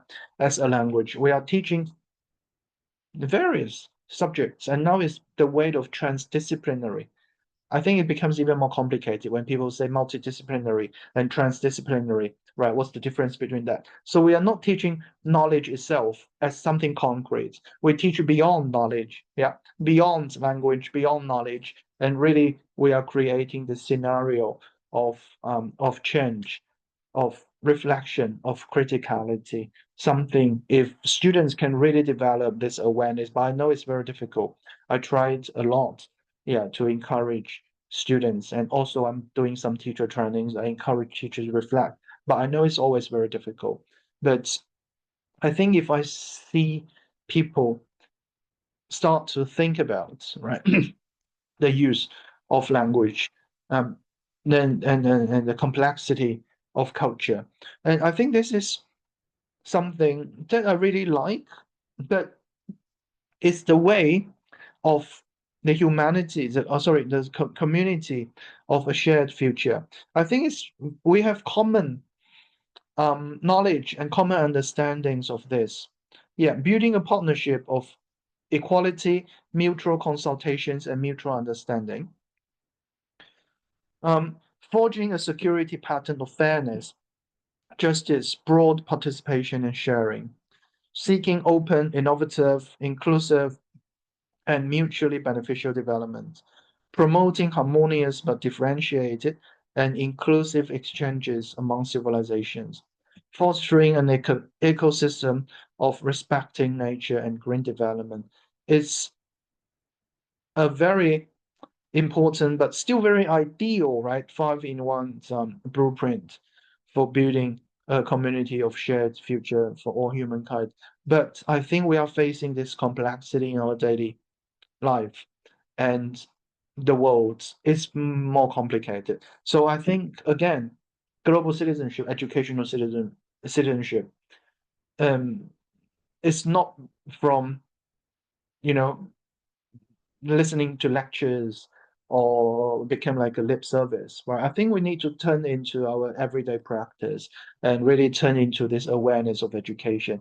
But of course, it's complicated, right? It becomes like a social issue. So that's why I'm interested in sociolinguistics. How can we bring language into dealing with this social issues and raise people's awareness of various type of events and things. So we've got the responsibility, we've got the opportunity, and we've got challenges as well. But I think we need to be optimistic for the future of education and the future of English, that we will not be replaced simply by AI, that we really need to use our agency, as language teachers to empower ourselves and also empower our learners. I think that's the end of that talk. Thank you.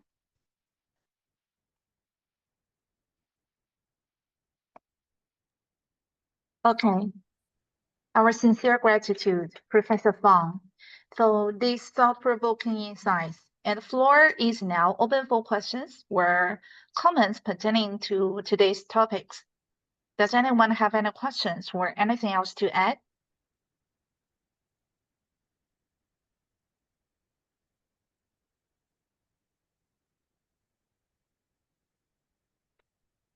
Okay, Professor Leah asked, can transnational linguistic practices be studied also within the framework of intercultural communication, or what do you think is the most appropriate perspective or approach to underpin the translingual practices of migrants, okay, or expats working abroad to assimilate with their new environments and retain ties of their home? Okay, thank you very much for the question. I think it's also very important. I'm also interested in this local community, right? The migrants. So we are doing I think scholars are doing this migrational linguistics, and also in applied linguistics. One way of doing this, I think, is through narrative inquiry. I like to ask people to share their stories.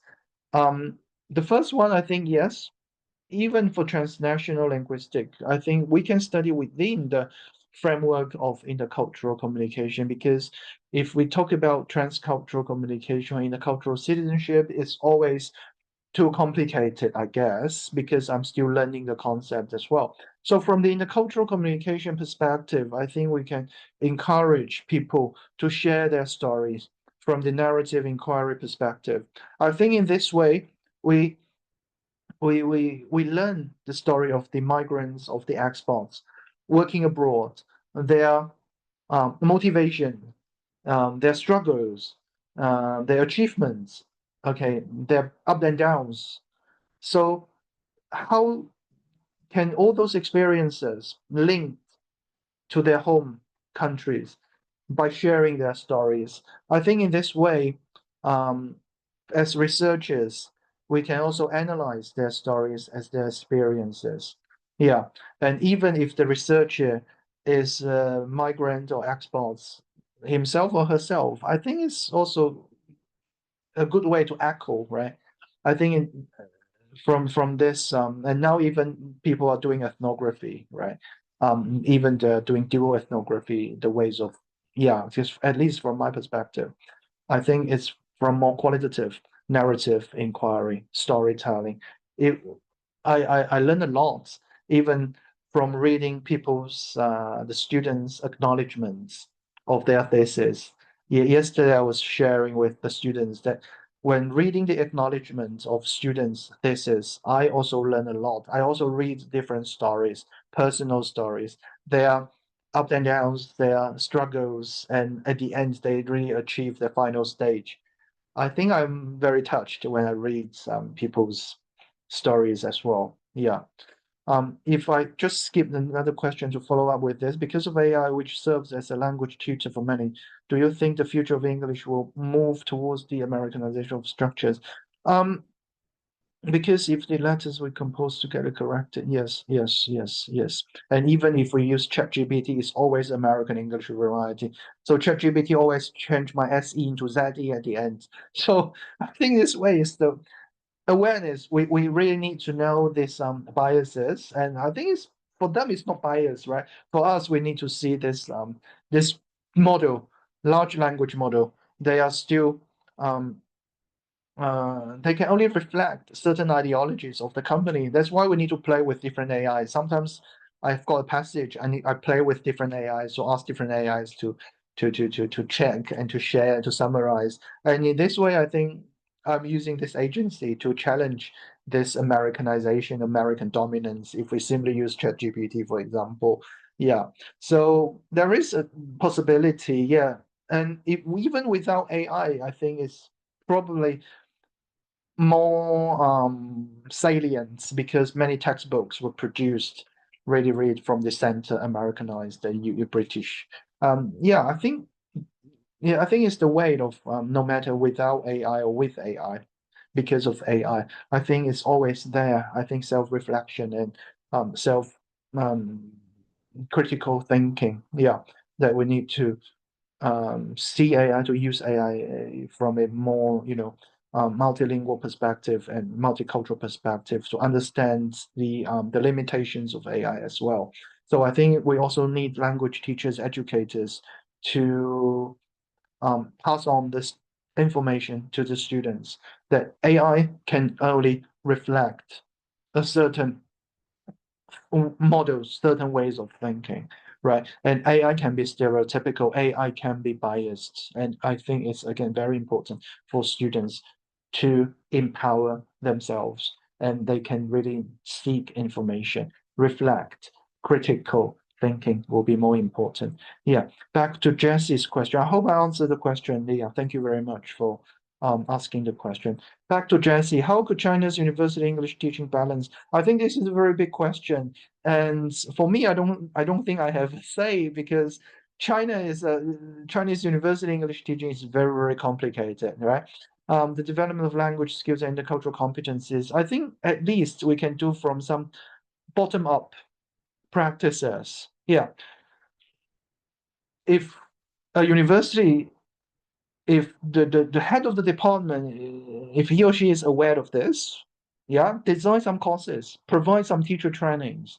Yeah, because I don't talk about whole university level, because different universities, I think in different countries as well, will will need to provide different needs and purposes of different students, because some students are very good English at least, and also other subjects. So in this way, they can have more courses related to content-based, right, to develop their intercultural awareness and also to develop their intercultural competence. But in reality, I would say that still many universities, Chinese universities, I don't know other situations, and I don't know other universities, are just based on universities I have visited and I have heard different stories. Yeah, still, many students are still struggling with the basic linguistic, because students can still they don't really know how to express themselves, and they really studied, they don't really have an opportunity to step out to really experience intercultural communication in the real authentic environment. Yeah.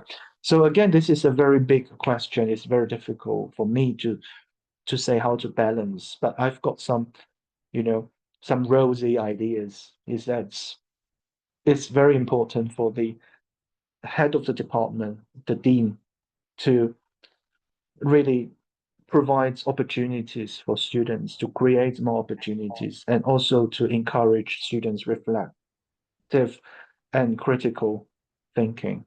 Yeah. And in this way, courses, education, exchange, etc., etc. I think more from this bottom-up perspective, students can really understand the meaning of intercultural communication and intercultural competence. No longer, it's difficult. They are no longer about like how many percent of students graduates can really find a good job and what type of how much they can earn per month, right? In this way, it's not the meaning, it's not really the weight of intercultural communication, it's not really the weight of education, I would say.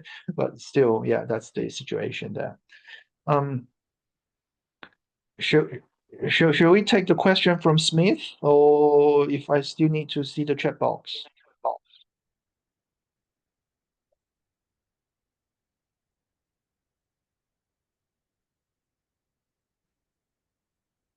Or maybe I just yeah. Maybe I think Smith, yeah. Mr. Smith from Cameroon. I think you can raise the question directly to our professor, please. All right. Thank you very much, Professor Fan Fan. I think this is not my first time coming in contact with you. We've met in Thank other you. institutions, yes, like Mahasarakam and other places. So I'm very, very delighted with your informative and insightful talk on translanguaging, global Englishes, and intercultural citizenship. So I've learned a lot.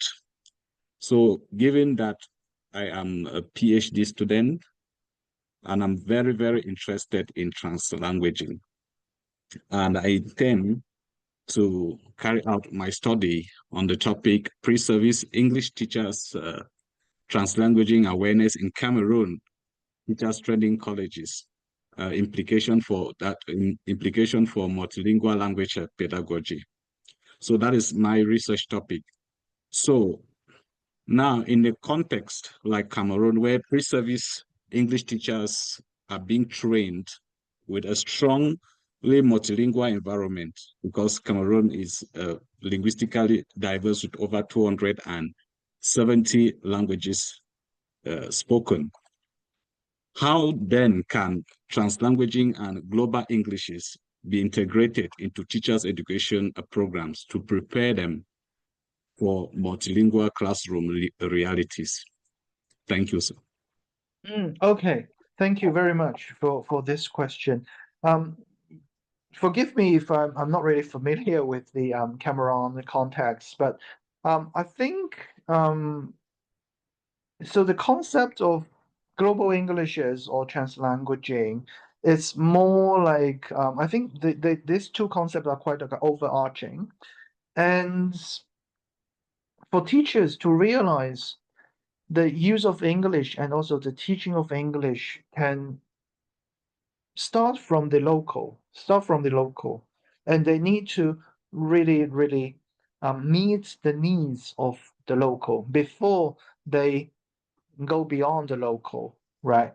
So I think in this way, local languages can be recognized if they incorporate English to communicate with people from different lingual cultures.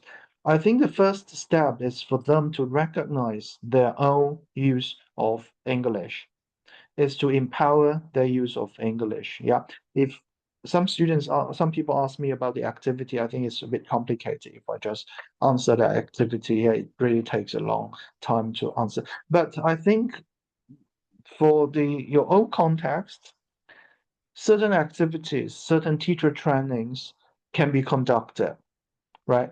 And for teachers to realize, because I think Cameron's English is a variety of English. How do teachers feel about this variety of English? And with teachers who have different linguistic backgrounds, if more than 70 languages spoken, whether those languages are mutually intelligible or not. Yeah. If yes, it might be easier. If not, they can start to use their local languages before they can use English as a more common language to communicate with each other to empower students. I think in this way, we still have a common sense of language, English as a lingua franca to communicate. At the same time, they also recognize their own languages, their own cultures as important, precious resources as part of their journey, as part of their professional career. I think this is something of the incorporation. And I think we need, hopefully, yeah, if teachers need to be empowered gradually, step by step, to be given this identity as a competent language teachers and content teachers. I think before they can really recognize the importance of global Englishes and translanguaging in their career. Yeah, I hope that answers your question. Right. Thank you. Thank you very much. Thank you very much, you. Professor. Yeah. And I also saw a question of Valentin, Professor Valentin Tassif. Thank you very much for attending this talk. Yeah, we've got some communications online as well. So the question is, how do you think we can expand the notion of intercultural citizenship or intercultural exchange dialogue outside scholarly? Oh, okay, this is again very important. Yeah, and the first part of question is difficult, right? Because it comes to hiring practices. Yeah. This instrumentalist notion of learning English, yes, because I also experience a lot, not only in the hiring practices, but based on my sharing, and also with university authorities and other people, they don't really see the importance of intercultural citizenship or those intercultural dialogue. And even for international exchange, they seem to really organize an international trip, but for 5 days, for 6 days to another country, and students really, for the organizers, they never know if students develop anything new. They want to organize an activity simply for the sake of activity, simply for the sake of promoting their universities, for the promotion of their international exchanges, right? So the notion of intercultural integration is really left outside the debates. I agree, because some people may think it's a bit sensitive to talk about this topic, and some people may really not want to talk about this topic. But I think this concept is there because when we use English, we need to see ourselves, different individuals, as cultural selves, right? For admin, for people who are doing admins, it might be a way for university professors to provide, I don't know, to provide trainings for them. But always in many contexts, for professors, we are not given the opportunity to provide trainings for them to understand the concepts. Yeah, it's the opposite way, right? So again, it goes to the power relationships of people who really see the importance of the concepts, and for people who have the budgets, who have the power to organize various events, and who may not see the importance of this, yeah, regardless of like hiring practices or international exchanges. Yeah, I think one way is to establish this professional image, and one way is to hopefully have more informal chats, dialogues, conversations with the admin people, and hopefully not to again preach them with the concepts of intercultural citizenship, because nobody really likes the way of being preached. Yeah, I think it's more informal, and it's like a chatting, and also you can share your stories, my stories, to people who organize events or who have the power, who have the say of hiring practices. Hopefully, if they have their own experience of travel abroad, and if they have the experience of communicating, meeting more people, and from your stories, from my stories, hopefully they also learn the importance, not the term itself, not the theoretical aspect, framework itself, but they kind of start to understand, wow, this is the way of communication. This is the way of building other people's career and professional growth as well. So I would say something is more like from a subtle, informal way of conversation. Hopefully they will be able to understand, and this topic will be discussed more often. Yeah, thank you. Another one here is the complex of languages, and how can we ensure the minority cultures and languages are not marginal? Okay, this is again a good question, but not easy to answer. I'm thinking a lot about this one. So when I ask textbook analysis, because when I ask the high school teachers, I ask, okay, when you teach culture, when you teach language, how much so-called marginalized cultures, minority cultures are represented in textbook? Very few, almost no. So this really needs teacher agency. If we see this opportunity or see the importance, I think as language teachers, we can provide some extra materials, videos, and even I just mentioned about some of the vlogs. As teachers, we can make vlogs ourselves to share with students. Yeah, again, not to impose the idea that you need to learn this culture, because quite often culture is not tested, let alone minority cultures or marginalized cultures. But I think gradually, if we do something, students can be exposed to those minority cultures, marginalized cultures, and hopefully they will start to think, to gradually develop certain awareness, and they themselves, when they grow up, they can really see the neighborhood cultures for themselves. Yeah, I think this is the way that we can do. Of course, it's not easy one. Yeah, social issues. Right, most students have little understanding. Yes. When offering relevant courses, how should higher education institution design teacher formats and prevent students from merely staying as the knowledge memorization level? Okay, so that question. So social issues, again, those are complicated, and it also depends on how we view education itself, right? If we really view education as formally classroom teaching, I would say it's very difficult if we simply talk about those topics, because the students are not interested in. Maybe they are not interested in, maybe they don't have the capacity or to talk about this because it's not tested, it's not assessed. So another thing is that if we regard education from something beyond the classroom,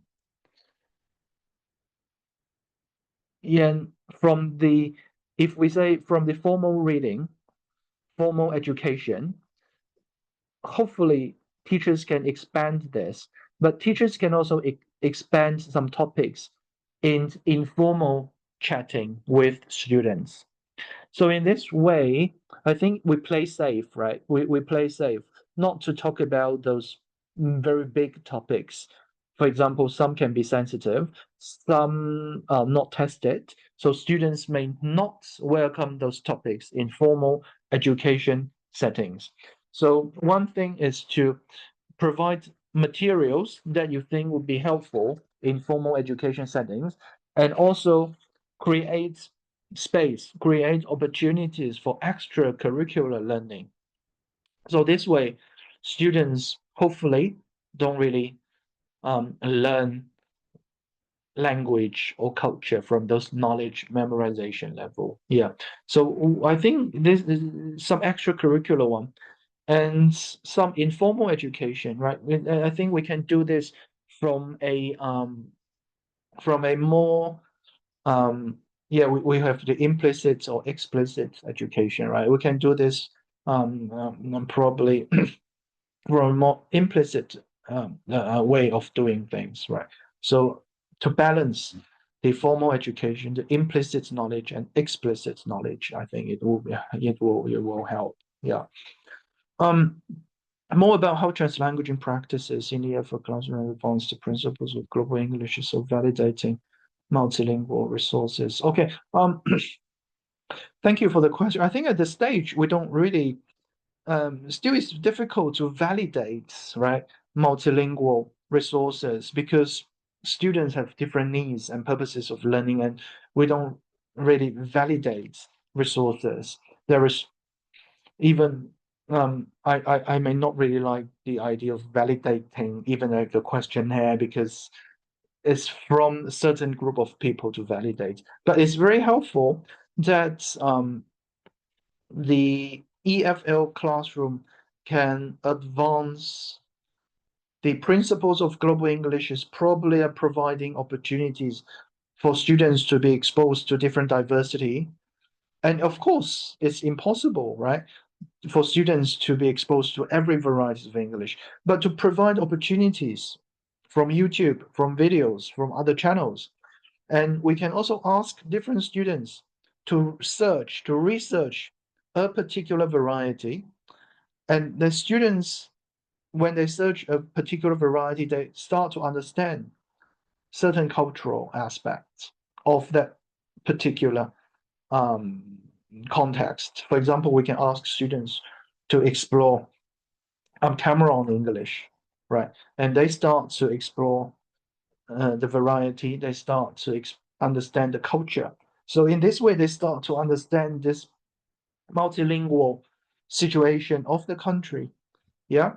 Of course, it's impossible for people to understand every languages, but this way, hopefully, students start to reshape their perceptions when they hear other groups' presentation, right? When they start to realize this diversity of language use, yeah, hopefully they start to reshape the perception of the ownership of English. Yeah, thank you. Hopefully I answered the question. Yeah. Okay, thank you, Professor, for your patient and professional answers.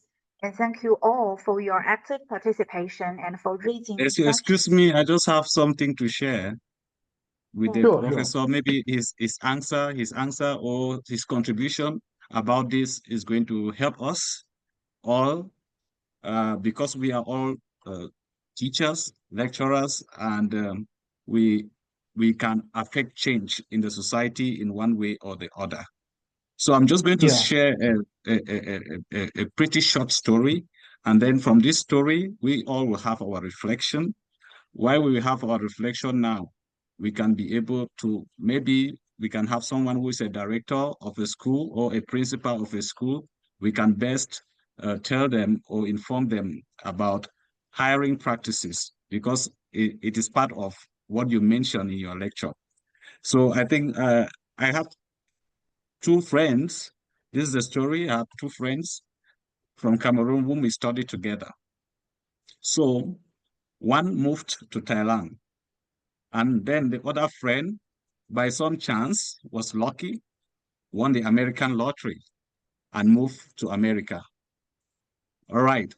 So the one in Thailand, like this talk with a friend in America to come and give a try about teaching in Thailand. So the American friend accepted the request and moved to Thailand to teach with him in the same institution where he has been teaching for 3 to 4 years. So this American friend came and he was placed on a higher salary, about 10,000 baht, more than the friend who had been teaching in that institution for 3 to 4 years. And the certificate that this friend used is a certificate, a university degree from Cameroon.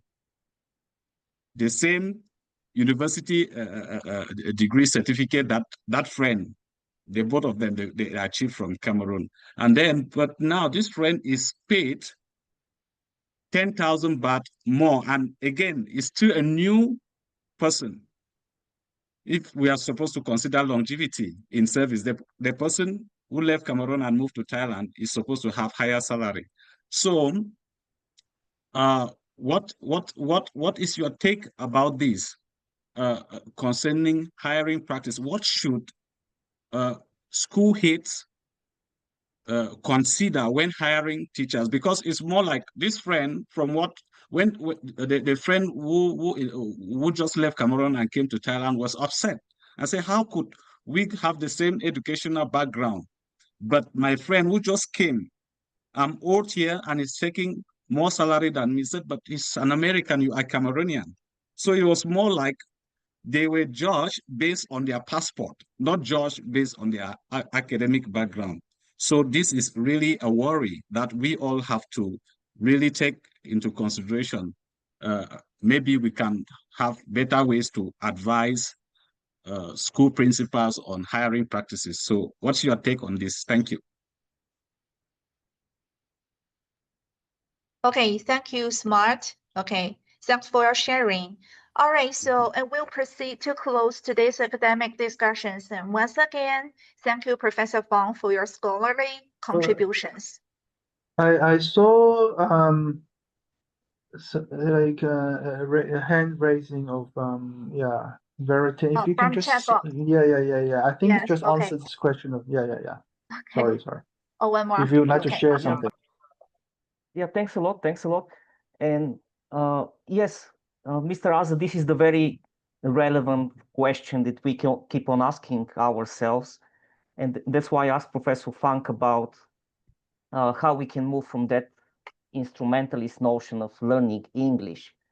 And basically, and this is what my PhD research is about. It's about investigating students' attitudes to native and non-native English teachers. And to a large extent, I think the field is still blinded to the whole idea of learning English for becoming global citizens or intercultural citizens.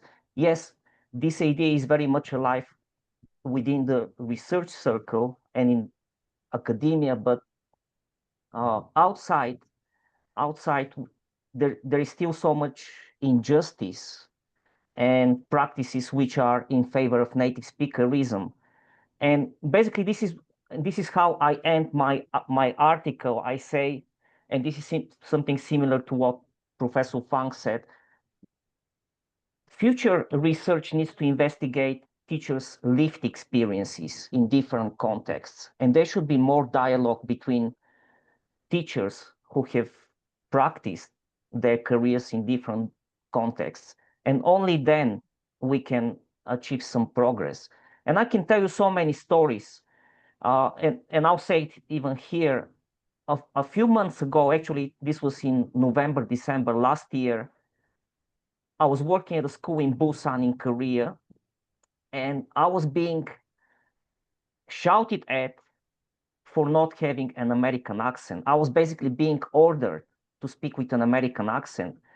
And everywhere in the classroom, they have those mottos, global citizens, English for everyone. And I said to my employers, I said, do you really know what it means? Do you really know what you're talking about? You're telling those young students that they should learn English for becoming global citizens. That's what you're telling their parents. do you really understand the concept? And I said to them, if you don't, then don't talk about it. I said, I have earned the right to talk about this, and I have come a long way. And none of them could really grasp with what I was saying. I think the other teachers did, but not my employers.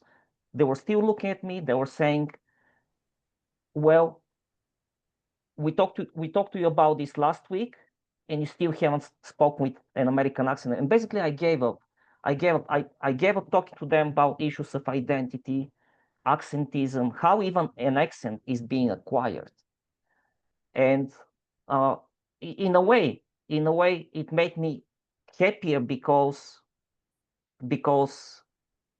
it makes my research and this whole debate even more alive. And these are issues we should be talking about. But yes, there is so much injustice, and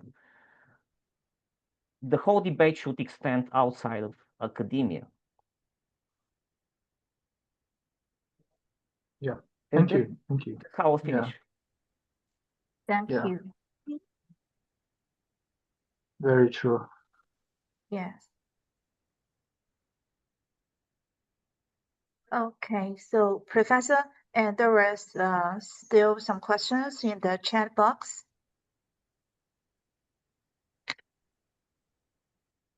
Okay, do you want me to? Yes, maybe it's up to you. Yeah, because I saw some ideas of how to cultivate intercultural citizens because they're very big. Yeah, and the way of translanguaging to shape intercultural competence and it's not that obvious, I would say, because I think it's gradually. And I think we need more empirical evidence really to understand the interrelationship of translanguaging and intercultural citizenship development, right? Yeah, this is not really simply like an answer at this moment.